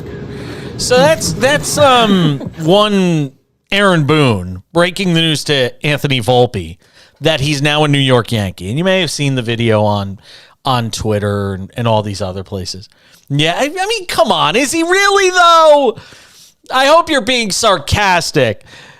So Anthony Volpe, who's the Yankees' brightest prospect, they're basically, look, if this guy makes it, it will be amazing because he's basically been the guy that is supposed to be the next Derek Jeter.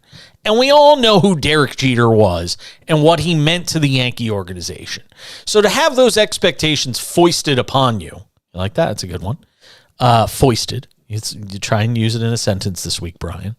To have those expectations foisted upon you is difficult enough. So they do this thing, and Aaron Boone's got an iPad set up on his desk, and Brian Cashman's holding a cell phone. I think we're at the point now where I'm tired of the fake player-manager meeting in which the player finds out he's going to the major leagues. Because here's the thing. I'm starting to think that if you're a player and you get called into a manager's office, you're not even going to believe whatever he tells you at first because you're going to be like, all right, what's the punchline? Like you walk in and the manager's like, we're letting you go today. And then the player's sitting there going, okay, come on, tell me the rest. And the manager's just like, no, there is no rest. You're gone. We're letting you go. No, clear out your locker and get the F out. You're gone. Yeah. Yeah, exactly. Yes. It's done. You know what it's about done is? It's about as done as the arena proposal on the big screen. Oh, no, but people still do it. Yeah. People still do it. What's becoming more popular now is when people propose on one of those jumbotrons and the person says no. That's become the more in vogue. Yeah, absolutely. I had somebody once tell me.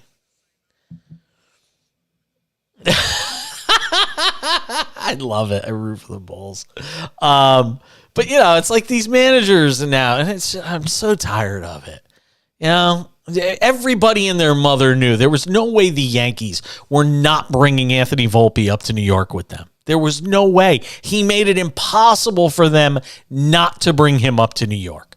That's how good he played this spring. I think he's hitting like 320. His defense is out of this world. He's going to steal a bunch of bases. We'll do some baseball future stuff in the next hour of the show because there is Rookie of the Year futures betting up. And you might be surprised on where some of these guys stand. There's some really good names for AL Rookie of the Year. Anyway, we'll talk about it coming up in the next hour of the show. Volpe's going to be a star, though. I mean, there's just this kid is can't miss. He really is. Yeah. Yes, I will put this on him. Yeah. He's can't miss. And look, this is a guy that when last season ended, the Yankees were like, "Hey, take some time, take a little breather. You've been going at it hard." And as soon as he caught wind from the Yankees that he had a chance to actually compete for the job this spring, he was planning to take like 2 or 3 weeks off after the season ended. Because then AAA, they played in the postseason, all this stuff. He actually got up the next day after like taking 2 days off after the end of the season. And his father said he was in the garage and he was just going at it. He's one of those guys. He's and I don't know about that. I'm not sure about that. But he's got a shot to be a 30-30 guy. Now, the one thing that I think he has the potential where Jeter didn't is he could wind up getting, he's going to get stronger, and I think he's going to hit for power. I think he's going to hit for power. And I think he's going to be, he might be very well leading off for the Yankees. Could very well be leading off. You just look. Yes. I didn't say, no, hold on. I said he could eventually be a 30-30 guy. Not going to start off as a 30-30 guy. He's got to grow into his body a little bit. Got to hit the weight room. I mean, let me tell you, the Yankees had a wonderful spring in this regard. They were able to get Volpe, playing to the point that they've got him coming up. I haven't talked a lot about the Yankees in the offseason outside of the Judge stuff. But Volpe, they were able to have a spring to remember for him, so they're able to bring him up. And the other one is Jason Dominguez. That kid raked in spring training. And there was no expectation of him coming up with the team because he's still just 20 years old. But he played so well that the outcry was he should. Aaron Hicks? Really? I mean, the problem is they're paying Aaron Hicks a ton of money. If Aaron Hicks wasn't making so much money, Jason Dominguez might be coming up with the team. But Aaron Hicks just makes too much money. They're not just going to swallow whatever it is, $15 million, $16 million, whatever it is he's making. But Dominguez is, undeniably a stud. And there's an outside shot. Jason Dominguez winds up playing in New York this year at some point. You never know what's going to happen with injuries. The only question I have about Dominguez is, now that he's had the taste and had this great spring training and was the talk of the town and all that stuff, now he's got to go play AAA ball, or AA or AAA. I don't even know if they're going to start him at AAA. He may start at AA. I haven't looked recently. But the problem is when you have to go back to playing AA in front of 4,000 people, 3,000 people, does the motivation wane? When you're playing in spring training and you're wearing the pinstripes, you're playing alongside Aaron Judge and you're sharing lockers with these guys, that's one thing. It's another thing when you get sent down and, you got to go play in front of, 5,000 people in Binghamton. Do you even know where Binghamton is, Brian? Okay, just making sure.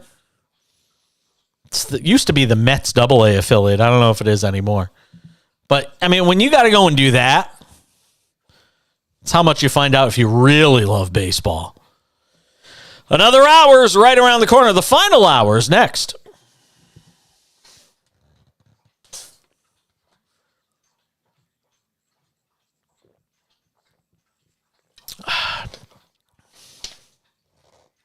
Bad news is the Yankees sent down their other prized prospect, Peraza, because it was basically between Peraza and Volpe to see who was going to make the team. Volpe's number 1 and Peraza's number 2.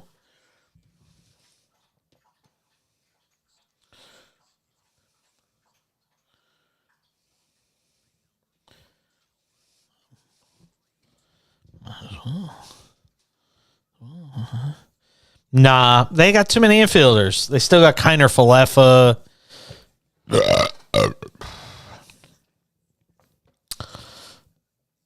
They have to deal Kiner Falefa, and then they can bring up Peraza. And the thing is, you want him to get his at-bats. You don't want him to sit on the bench.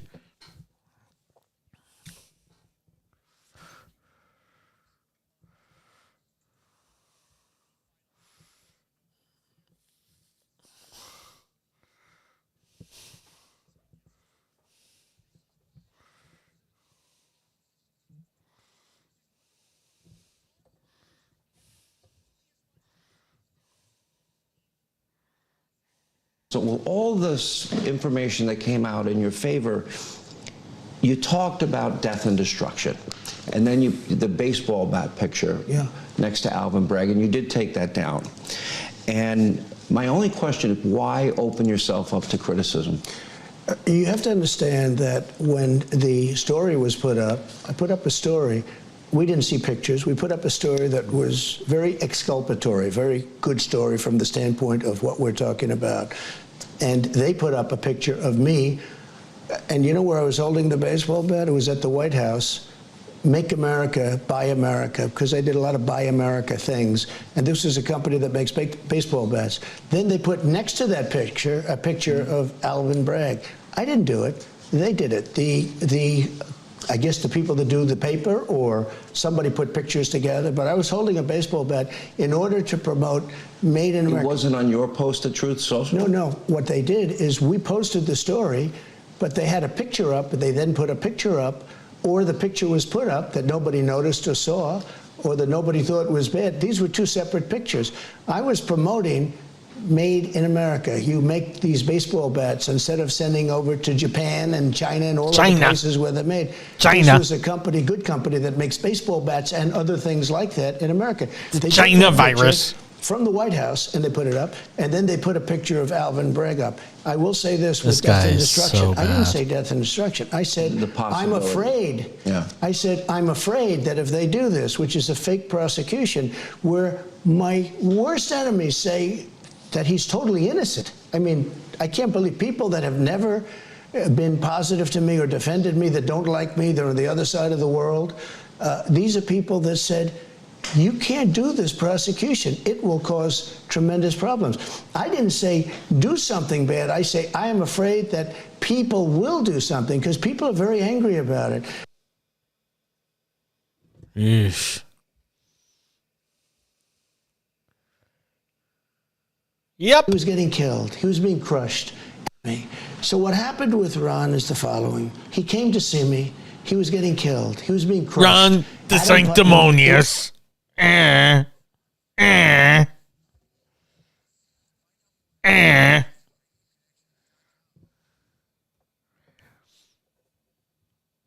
Nice sniffles. All that Adderall. Oh, God help me. Drink the bleach. You need to drink the bleach. Yeah, and you gotta drink the bleach.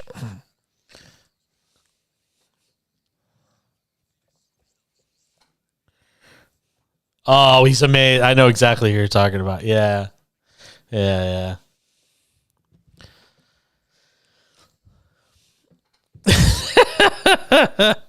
How do I start the final hour of a Monday/Tuesday edition of the show?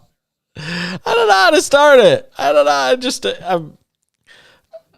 know. I was watching Donald Trump during the break. He was on Sean Hannity tonight. And I mean, I think it's fascinating. Not to go political here but I will for 5 seconds. There is literally all of these text messages that have been revealed in the last few months in different court filings and all this stuff of all these Fox News people just crushing Trump behind the scenes. I mean, just hammering him. He's out of his mind, all this stuff. You got to get him out there. Talk about 25th Amendment, all this stuff. And then I turn on, I go to Twitter and Sean Hannity is trending. So I click on it. And of course, it's because he's being interviewed. He's interviewing Donald Trump. And I'm just sitting there going, man, I mean, if I had friends like that, I mean, why have enemies with friends like Sean Hannity if you're Donald Trump? You're never going to hear me defending Donald Trump. But I mean, it's right out there in the open that Sean Hannity, basically, while he might defend you publicly, privately, he thinks you're a moron. And you go on his show for what, an hour tonight? I guess it's true. There's just no shame. There's no shame. There's just no shame. It blows my mind. Republicans get in line, man. I say this all the time.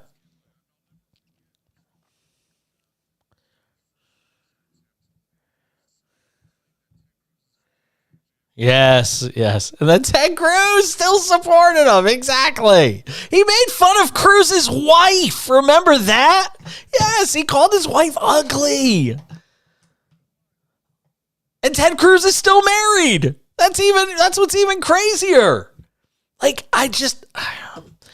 this is the difference. I say this all the time. I know. I'm not supposed to go political, but Republicans get in line, man. If Trump is the nominee in 2024, sure as you're born, all of these people that are like wishy-washy on him right now, sort of vacillating, flirting with Ron DeSantis, they will all line up behind him. Power at all costs. Doesn't matter. It doesn't matter. This guy could literally shoot somebody in the middle of Fifth Avenue, and he's told you that. And you'll still vote for him. And Democrats are the party of, we got to have the 10 or we're not going to the prom. We're not taking the 7.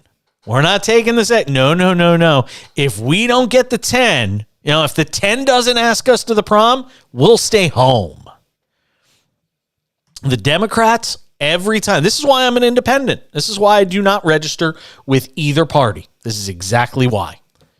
Because Republicans are at all costs, and Democrats would blow off their nose to spite their face. Like they would take a gun to their nose and just shoot it off and be like, see, I told you I'd do it. I mean, that's Democrats. Oh my God. Don't even get me started on that. The Bernie Bros. Let me tell you one more thing. We need income equality. A cha-cha-cha-cha. Sounds like Jimmy Durante. He sounds like Jimmy if you close your eyes and listen to Bernie Sanders, he sounds like Jimmy Durante. A cha-cha-cha-cha. It's absolutely, I'm telling you. And Bernie says he's not running in 24, by the way. If Biden runs, he says he's not running. They're just, well, he's going to run. No, but no. Biden's running. I don't know. Nobody with any common sense is going to run for president because who wants to go through the process? Who wants to get torn to shreds? Who wants to put their family through that? You're going to be an ageist. That whenever anybody says I'm trying not to be an ageist, it means they're about to be an ageist. Yes. Yes.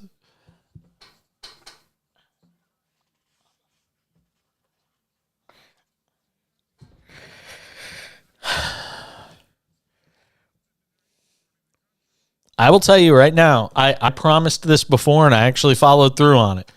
If Trump gets elected in 24 while under indictment, I'm on the first flight to Singapore.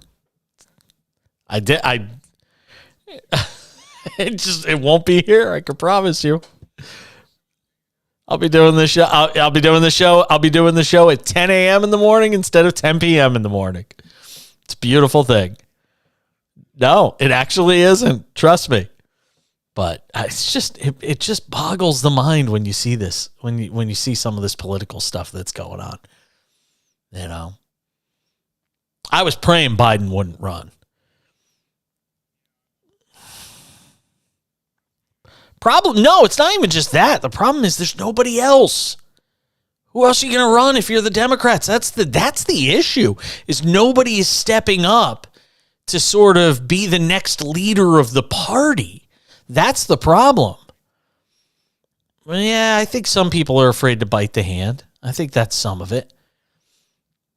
I think after he runs, I think what will happen is if Biden runs and gets reelected, and if he runs against Trump, he's going to get reelected. There's no way he loses to Trump in a rematch. Which is why DeSantis will probably be the nominee. That's what I think is going to happen anyway. I mean, Trump may be in jail by the time this whole thing. No, really. I know the Trump people listening to the show right now are going nuts. I've been following and working. I have, and I want to just make this clear. I don't come at this stuff from some half-baked manner. I've worked in politics. I was a director of communications for a Republican mayor. I was a news anchor. I've been a news reporter. Long before I did sports, I've worked in news, and I've got a lot of contacts in the news world. I talk to a lot of people in that sphere. So I'm not some Johnny-come-lately sports guy who, dabbles in news. I know as much about news as I know about sports, and some might argue I even know more about news than I know about sports. So I'm not some idiot who doesn't have any idea what he's talking about when I mention this stuff. But I mean, there's a real possibility that Trump is, the Georgia stuff. Forget the New York Stormy Daniels crap, which is, little league stuff compared to what's coming out of Georgia. What's going to come out of Georgia? That's the stuff that could really sink Trump. Yeah, I mean, you basically have the guy on tape saying, "Go and find me some votes." It's kind of hard to escape that one.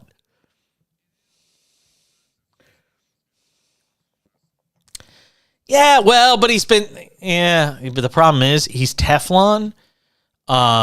But after you've been president and after you've held power and after you've scared the bejesus out of people with what you do with that power, they're going to come down on him with everything imaginable. They're going to throw everything but the kitchen sink at him. That's it. Yes. Racketeering. Yeah. Yes. Absolutely. Yep. Racketeering, all that stuff. Absolutely. It's absolutely true. Yep. It's absolutely true. 1-800-224-2004 is the call-in number, by the way. 800-224-2004. You can text the show at 888-670-8549. 888-670-8549. Later in the hour, Jason Cole will join us in the 2-for-1 tonight. We'll do some NFL with him. The latest in the Lamar Jackson saga, where he has basically come out and said, I asked to be traded on March 2nd. Why? What's his reasoning? What's his logic? He basically said he's making business decisions at this point. Tried to say, I'm a Raven for life. Can I tell you what bothers me most about this whole thing with Lamar Jackson saying it's about business? Do you remember, and here's the problem for Lamar, when Lamar decided to, basically said he wasn't healthy enough to get on the field and play in the postseason or in the final couple of regular season games. How many of the Lamar apologists came out and said, Oh, no, he's about winning a Super Bowl. All Lamar Jackson cares about is winning a Super Bowl. Well, Lamar Jackson has now shown you he's not about winning a Super Bowl. He's about getting paid, which is fine. Just be honest about it. Because now his surrogates in the media that have gone to bat for him and said, no, this guy's about winning more than anything. It's about winning a Super Bowl. It's not even about winning an MVP. He wants to bring a Super Bowl to Baltimore. Well, now you just all look like fools. All of you that stood up and said, well, Lamar Jackson's giving his heart and soul for this organization. No, he's giving his heart and soul for a paycheck. And by the way, again, there's nothing wrong with that. If Live Golf wants to call me tomorrow and give me $1 million to go be their play-by-play guy, knock yourself out. I'll sell my soul for $1 million. I'm not very cheap. Half joking. Only half joking. But, Lamar Jackson has been made out to be this, this warrior and it's about winning. It's about winning, and it's about a Super Bowl. He didn't even care about winning the two-time MVP or the one, none of that stuff. And now it's being proven that he probably sat out late in the year because he wanted to get paid. That's why Lamar Jackson didn't play in the postseason. Hey, Raven fans, you're all mad at the organization because they didn't give Lamar his money. Well, how about now if you start to realize Lamar didn't play, even though he could have gotten out on the field, because he was more worried about his next paycheck? Doesn't look good. Baseball futures. We're talking about it next.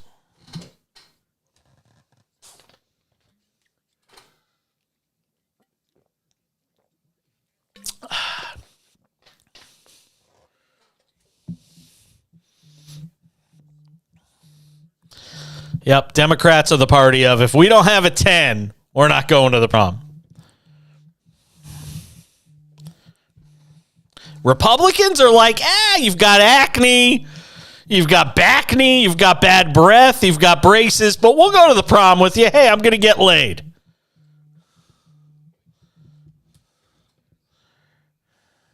Yes.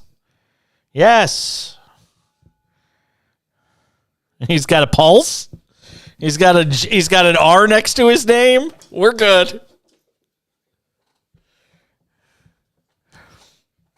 Then Trump. Absolutely.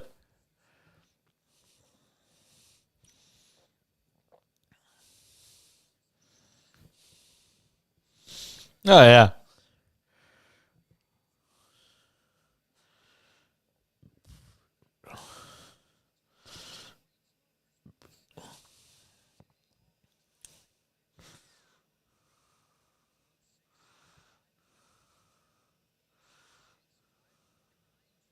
So what happened with Ron is the following. He came to see me. He was getting killed. He was being crushed. Adam Putnam, it was over. I have many people that I know that worked for Adam Putnam. They said it was like I hate to use this expression, it was like a nuclear weapon went off when you endorsed, because they considered the race to be over. They had the race. He had millions and millions of dollars, and he was way up in the polls. He was beating Ron by 30 points or so. It was over. Ron came to see me, tears in his eyes. He said, I need you to do me a big favor. Tears in his eyes. First he asked for the meeting, then he asked me for the favor. I said, what's the favor? Would you endorse me? I fought for you. But again, a lot of people fought for me. You fought for me only rightfully, but you fought for me if you thought I was right. Mm-hmm. A lot more than he did. But he said, I need your endorsement. I said, Ron, you're so far behind.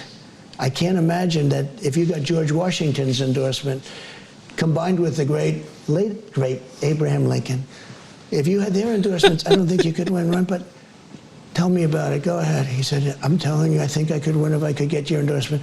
And you'll have to check the records, but many, many, many points. It was over. And the nomination just... And it was a very close race. The nomination was just, okay.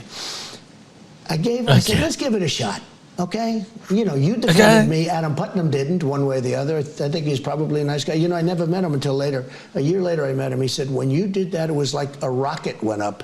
He said, my race was over. They were already buying furniture for the governor's mansion. They were going to win. Nice. Yeah.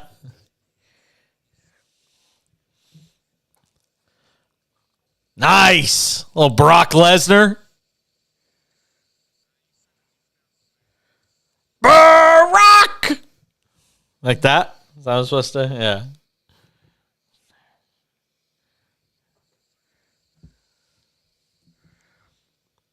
Brock Lesnar gets Omos at WrestleMania.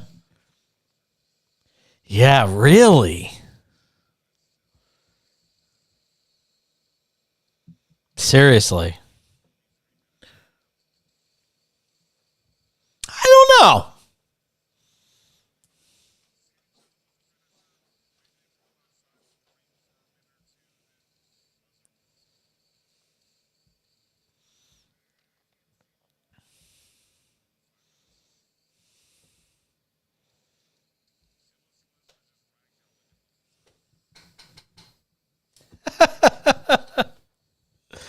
Good to have you with us tonight.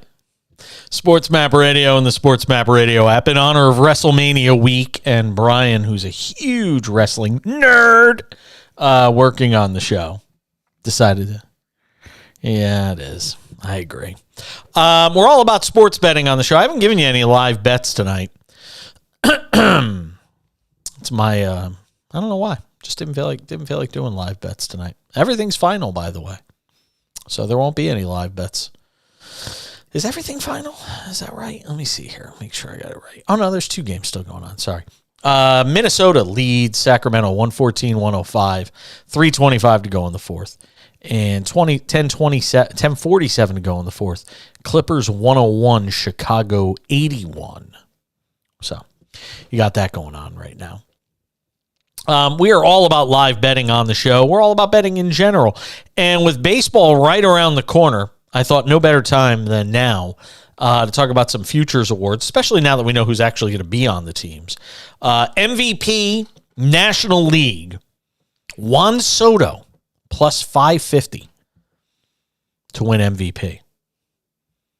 I don't know how I feel about that. Especially with Tatis on the team. Machado. Yeah, I agree with that. Mookie Betts is second. So Soto is the top odds at plus 550. Betts is going off at plus 950. Ronald Acuna Jr., who many of our listeners voted for when we did a live texting contest on the show last week. Acuna Jr. is plus 1,000. Tatis is plus 1,000. Trey Turner is plus 1,100, and Nolan Arenado is plus 1,200.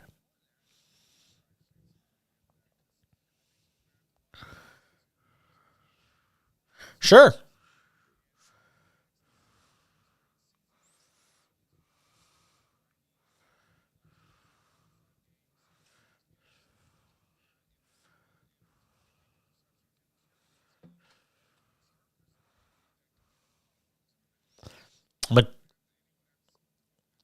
Machado's also plus 1,200, by the way. I thought I'd just throw that in there as well. AL MVP, Shohei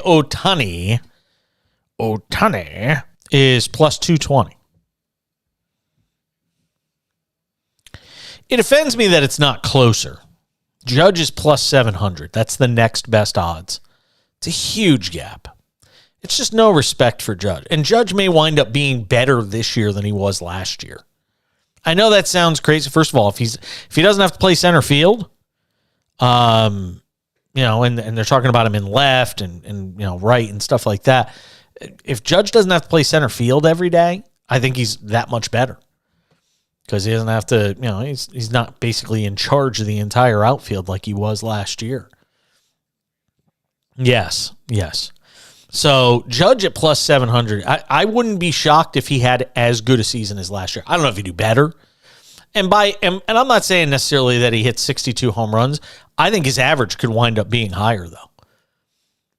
I think he could actually get better as a hitter. And God forbid if umpires ever stop calling the insane low strike on him and ever figure out what the actual strike zone is. Because last year he had the worst percentage of non-strike calls of basically any star in baseball. It's not even close. Trout Trout at plus 800 is a joke to me. The guy can't stay healthy. How Trout has the third best odds to win an MVP is nuts to me.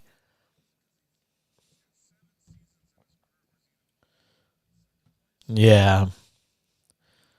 He's the second best player on his own team.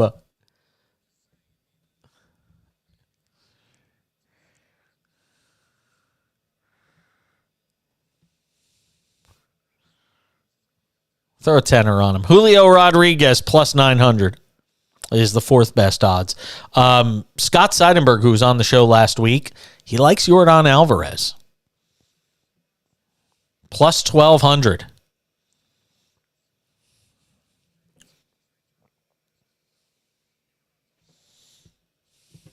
Yep. Vladdy Guerrero is another pick I like for value. Because of everybody else that's on that team, he doesn't have to worry about anybody overshadowing him. And that team will be good. Guerrero plus 1,300 might be the best value bet out there. Because remember, Houston, even with Altuve out, they've still got a lot of good bats in that lineup. Yeah. So I like Vladdy at plus 1,300 as a value bet. If you're talking best value, that's where I'm going. Cy Young Award, Sandy Alcantara is plus 500 for National League Cy Young, I should say. Alcantara's plus 500, Corbin Burns plus 600, Verlander plus 700, Scherzer plus 800, Spencer Strider plus 1,000, Zach Gallen plus 1,100. American League Cy Young, Jacob deGrom. It's just comical. I'm not putting any money on him. How is Jacob deGrom a favorite? He can't stay on the field. I'll do my Adrian. I'll do my Adrian from Rocky. You can't win. He's plus 550. You want to vote? You want to go put money on him? Knock yourself out. You can laugh at me at the end of the year when you're cashing a ticket, or I'll be laughing at you in the more likely scenario. But deGrom at plus 550 is nuts. Garrett Cole is the second best odds at plus 700. Interestingly enough, not a single Houston Astro on this sheet in the top six. Nope. Let's see. Fromber is plus 2,000. You got to go to the next page. Fromber and Javier are back to back. Fromber is at 2,000. Javier is 2,100. It's crazy. Garrett Cole, second best odds at plus 700. Dylan Cease at plus 900. Ohtani is plus 1,100, which is kind of crazy. So that's what you got there. Then we go to, oh, geez, Louise. I got to pull this thing back up. Come on. Let's go. Yeah, I'm trying to,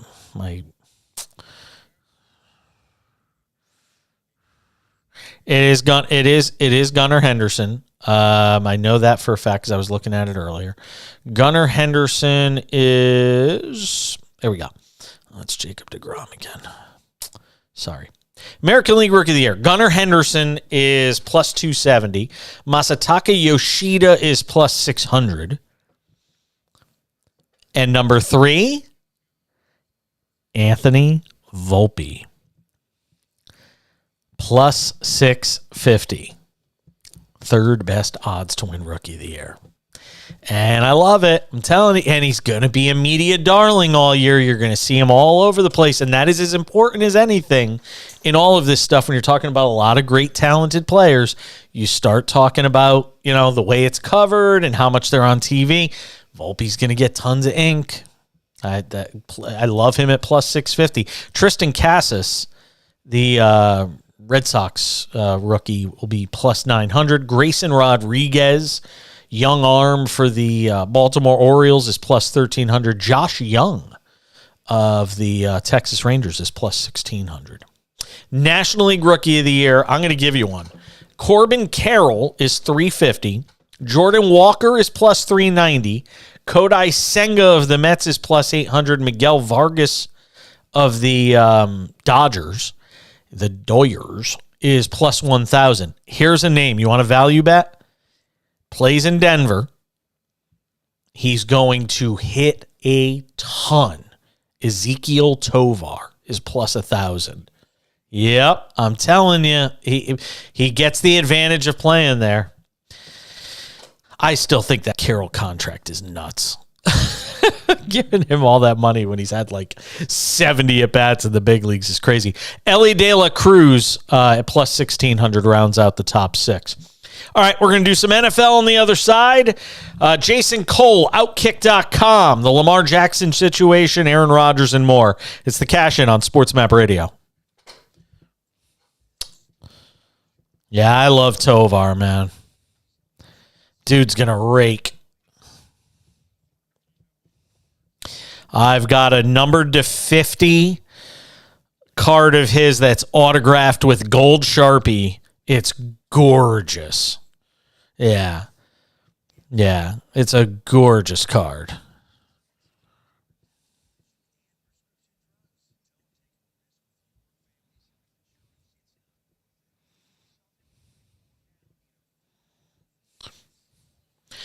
Thank you for being with us, SportsMap Radio and the SportsMap Radio app.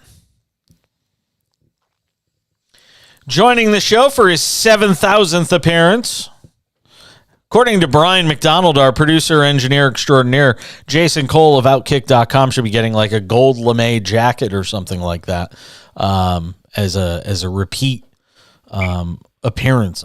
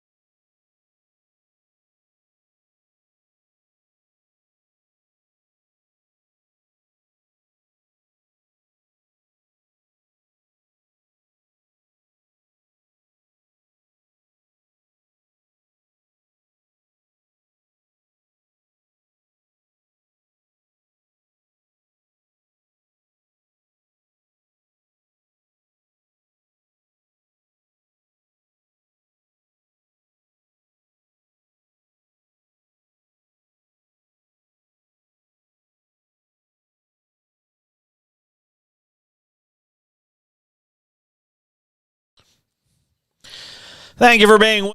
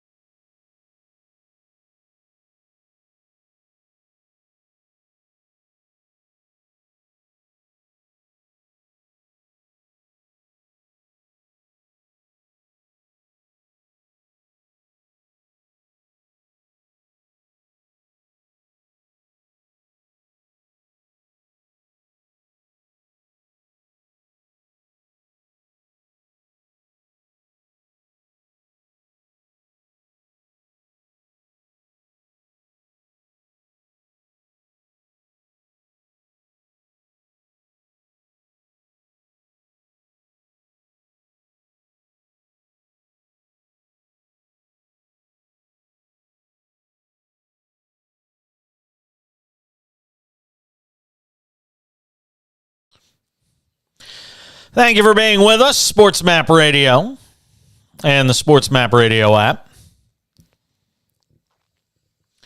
Joining the show for his 7,000th appearance, according to Brian McDonald, our producer, engineer extraordinaire, Jason Cole of Outkick.com should be getting like a gold lame jacket or something like that as a repeat appearance on this show. Would you wear it? If we got you something like that, would you wear it? I'm thinking about that. Is it? I'm kind of thinking about me as a very hefty Liberace kind of character, and I just every time I think of Liberace, that's not really working. Yeah, that's not working for me or anybody else. I'll tell you something. I don't know if you've ever seen it. Have you ever seen the Liberace movie on HBO, Behind the Candelabra, with him and Matt Damon? Matt Damon as his lover, and Liberace played by Michael Douglas. If people have not seen this, first of all, you have to make yourself comfortable with male on male sort of romance. That's one thing. Mm-hmm. And the other thing is you got to be okay with seeing Michael Douglas in the nude at a time in his life when Michael Douglas should not be in the nude. Well, I'm a little horrified right now. Have you not seen by it? That I think it was one of those things. I'm trying to remember if it was like I somehow remember like catching like 3 or 4 minutes of it, and remember it being so awful. That, it was good. Well, it was okay. Oh, yeah. Did he actually capture the character? Michael Douglas was fantastic.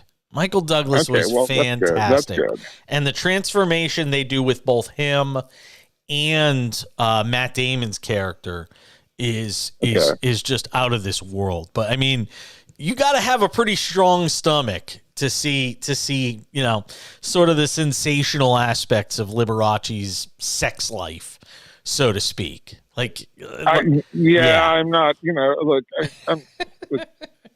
I'm completely tolerant, but probably not attracted to that idea. Yeah, no, let's just say that. Okay, fair leave enough. it at that. All right, we'll leave it at that. Fair enough. Apparently, Lamar Jackson is not very tolerant, is the segue I can make, of the situation in Baltimore. See, there you go. I am a pro. He's apparently not very tolerant of the situation in Baltimore. He wants out. He made it clear in sort of a thread on Twitter today that he's asked for a trade as of March 2nd.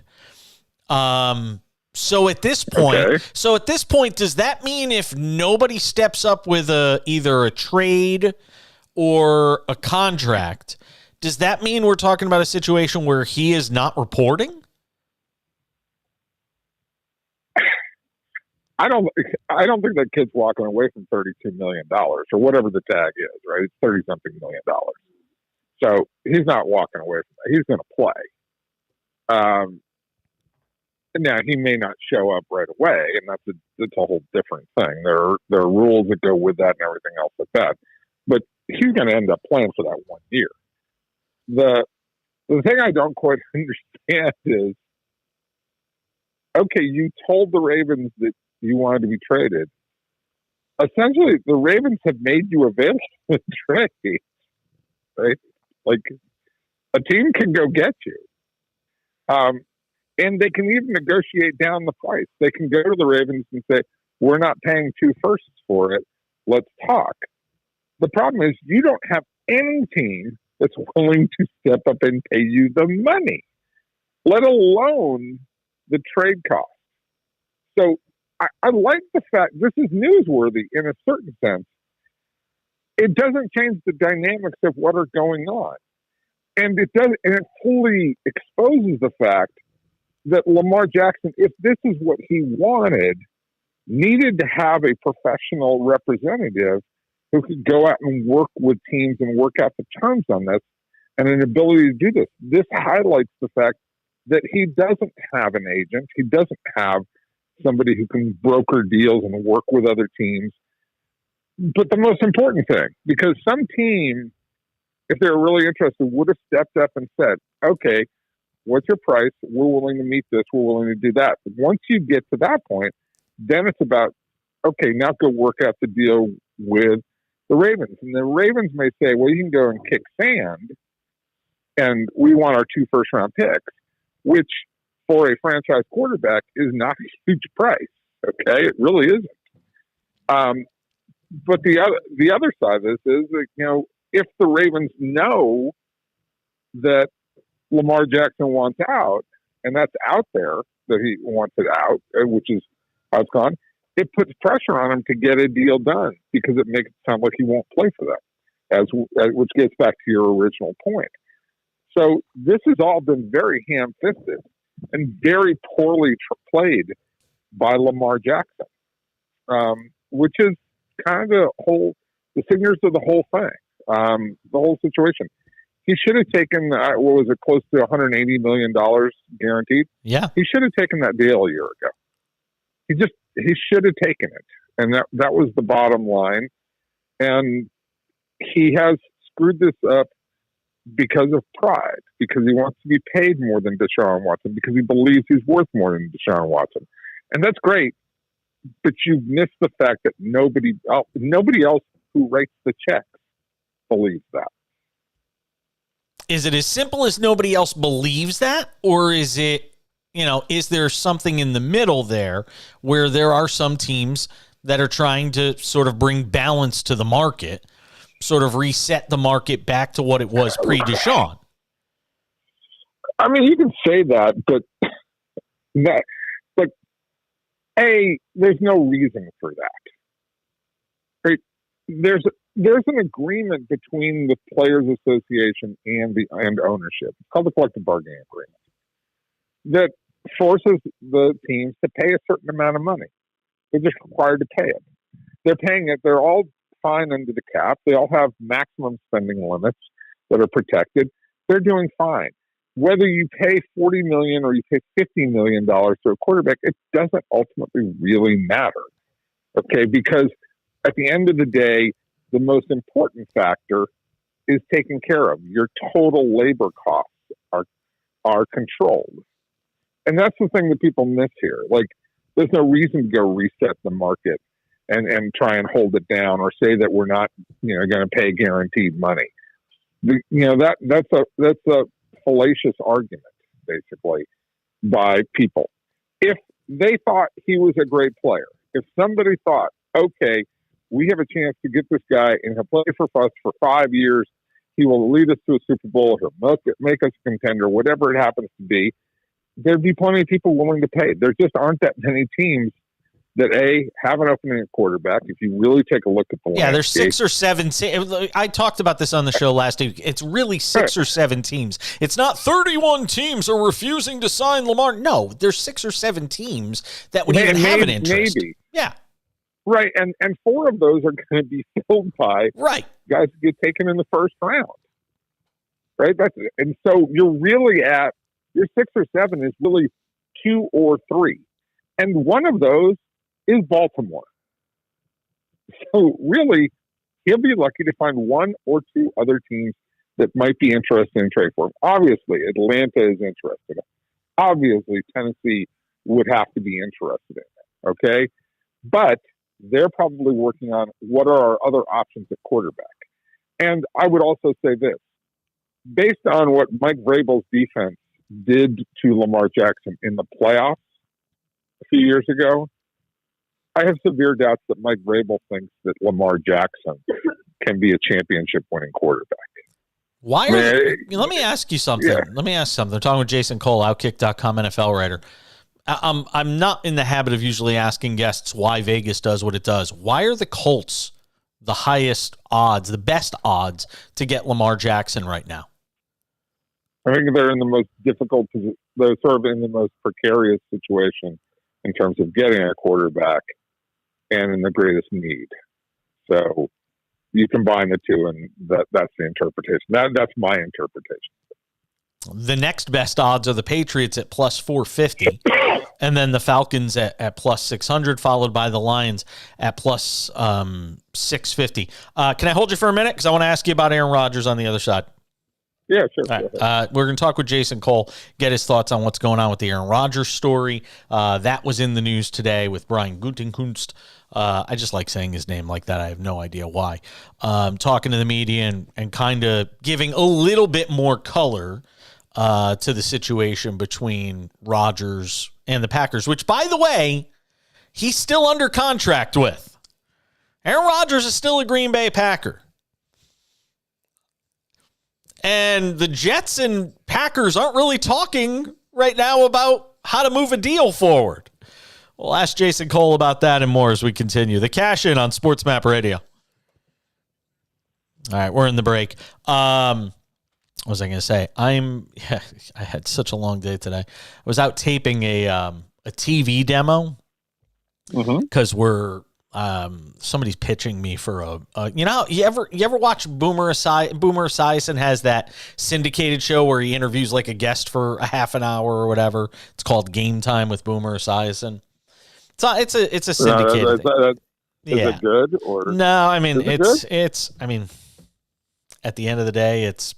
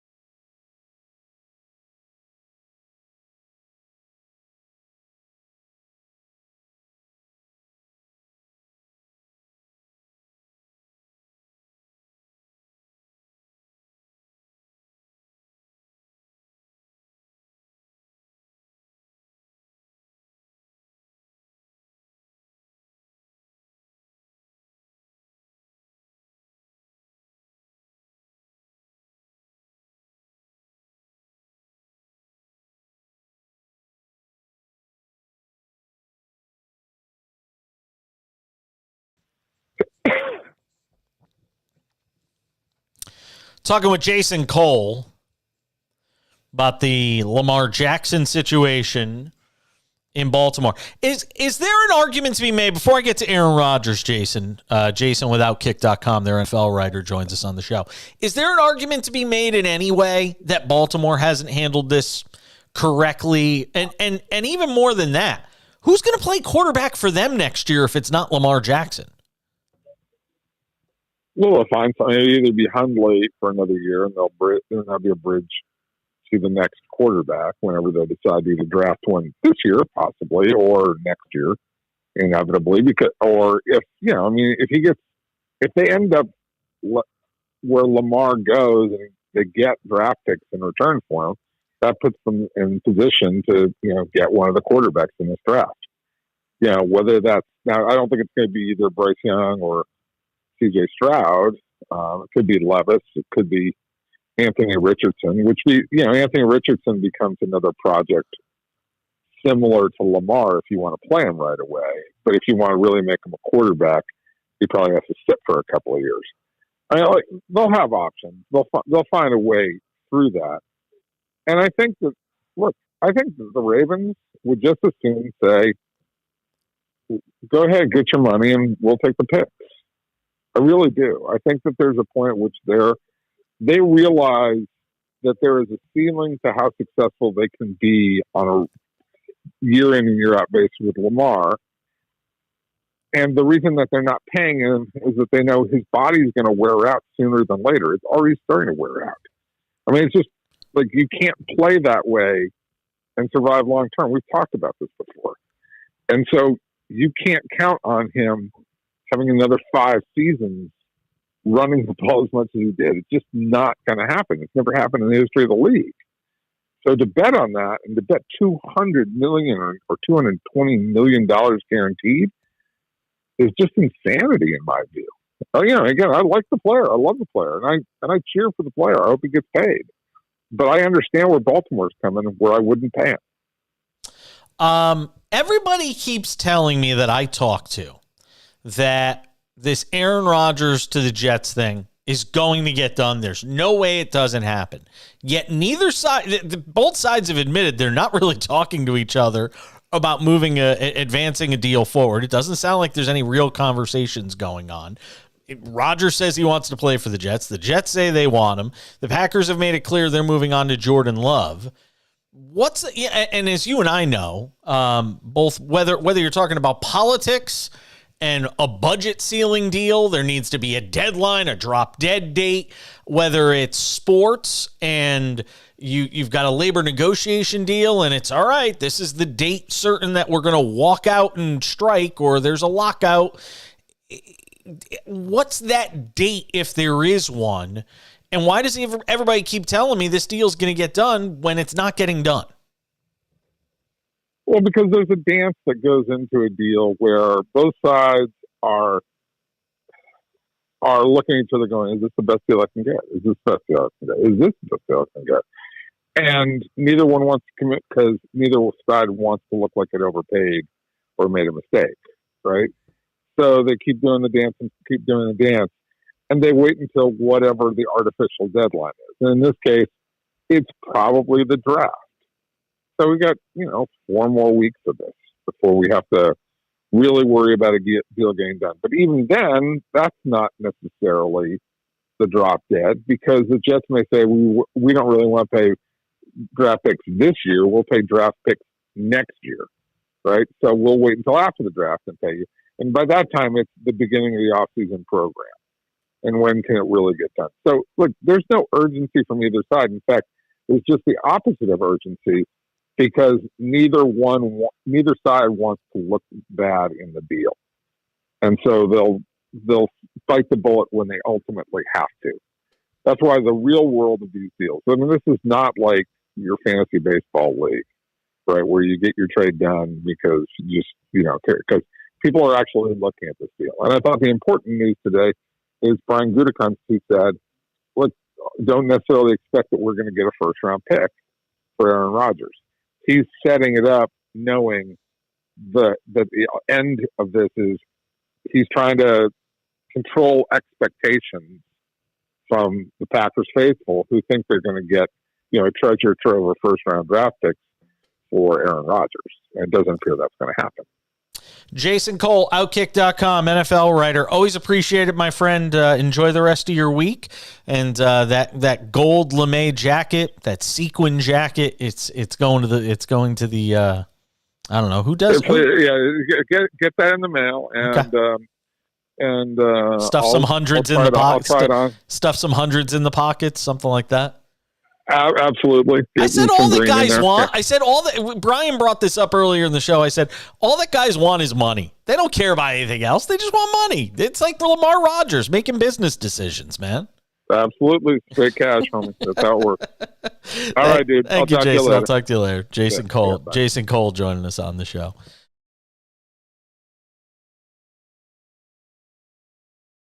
We got to talk to him on the show tonight. Tomorrow, Matt Norlander joins the show for the first time of CBS Sports, their national college basketball writer. Does Eye on College Basketball, the podcast. And so Matt Norlander will be on the show. Nick Ferguson on the show tomorrow as well.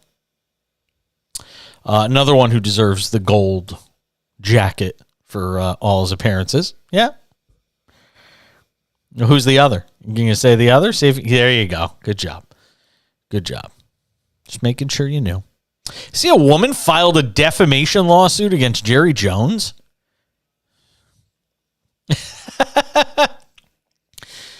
26-year-old woman today filing a federal defamation suit against Jerry Jones, a longtime Arkansas friend and a Cowboys spokesman, alleging the three men initiated a deliberate plan to portray the billionaire's own daughter as an extortionist and a shakedown artist whose motivation was money and greed. Alexandra Davis, a congressional aide, sought recognition as Jones' daughter in a lawsuit filed last year that indicated Jones paid her $375,000 and set up two trusts to conceal he was Davis's biological father.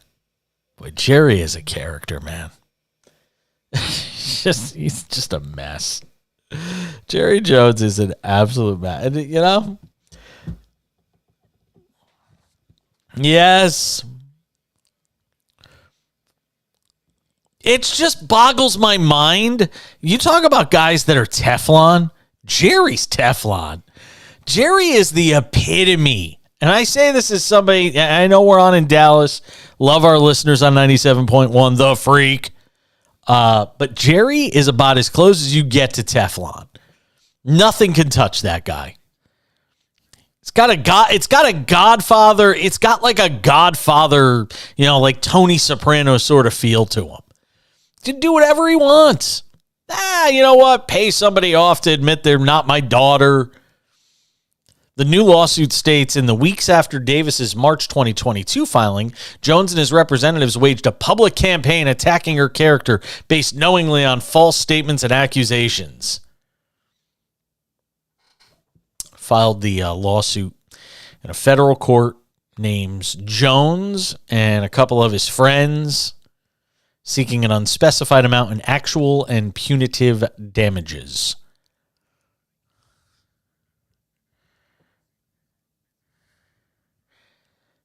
In a statement released to ESPN on Monday, Davis said her initial lawsuit had only one goal: for Jerry Jones to acknowledge he was her father. You are the father! Yeah, see? Isn't that great? Yep. All comes back to wrestling. Yep. It's the only time I get to work with you this week. And then we got WrestleMania on Sunday. Will you be working on Do you have to work this weekend during WrestleMania?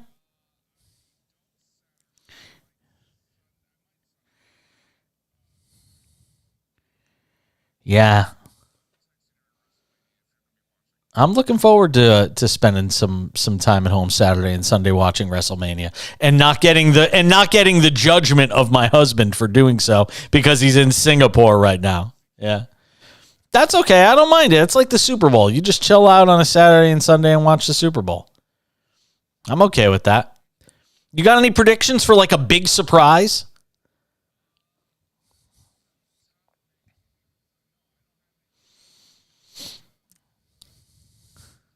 No? All right. Dean Ambrose ain't walking through that door? Yeah. That's Brian McDonald, producer, engineer extraordinaire. Good working with you, Brian. We're back tomorrow for another edition of The Cash In. Glad to have you with us. As always, I'm Jason Page. Bye!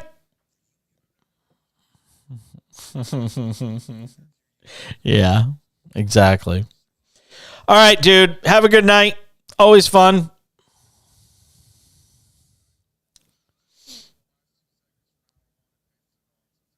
Okay.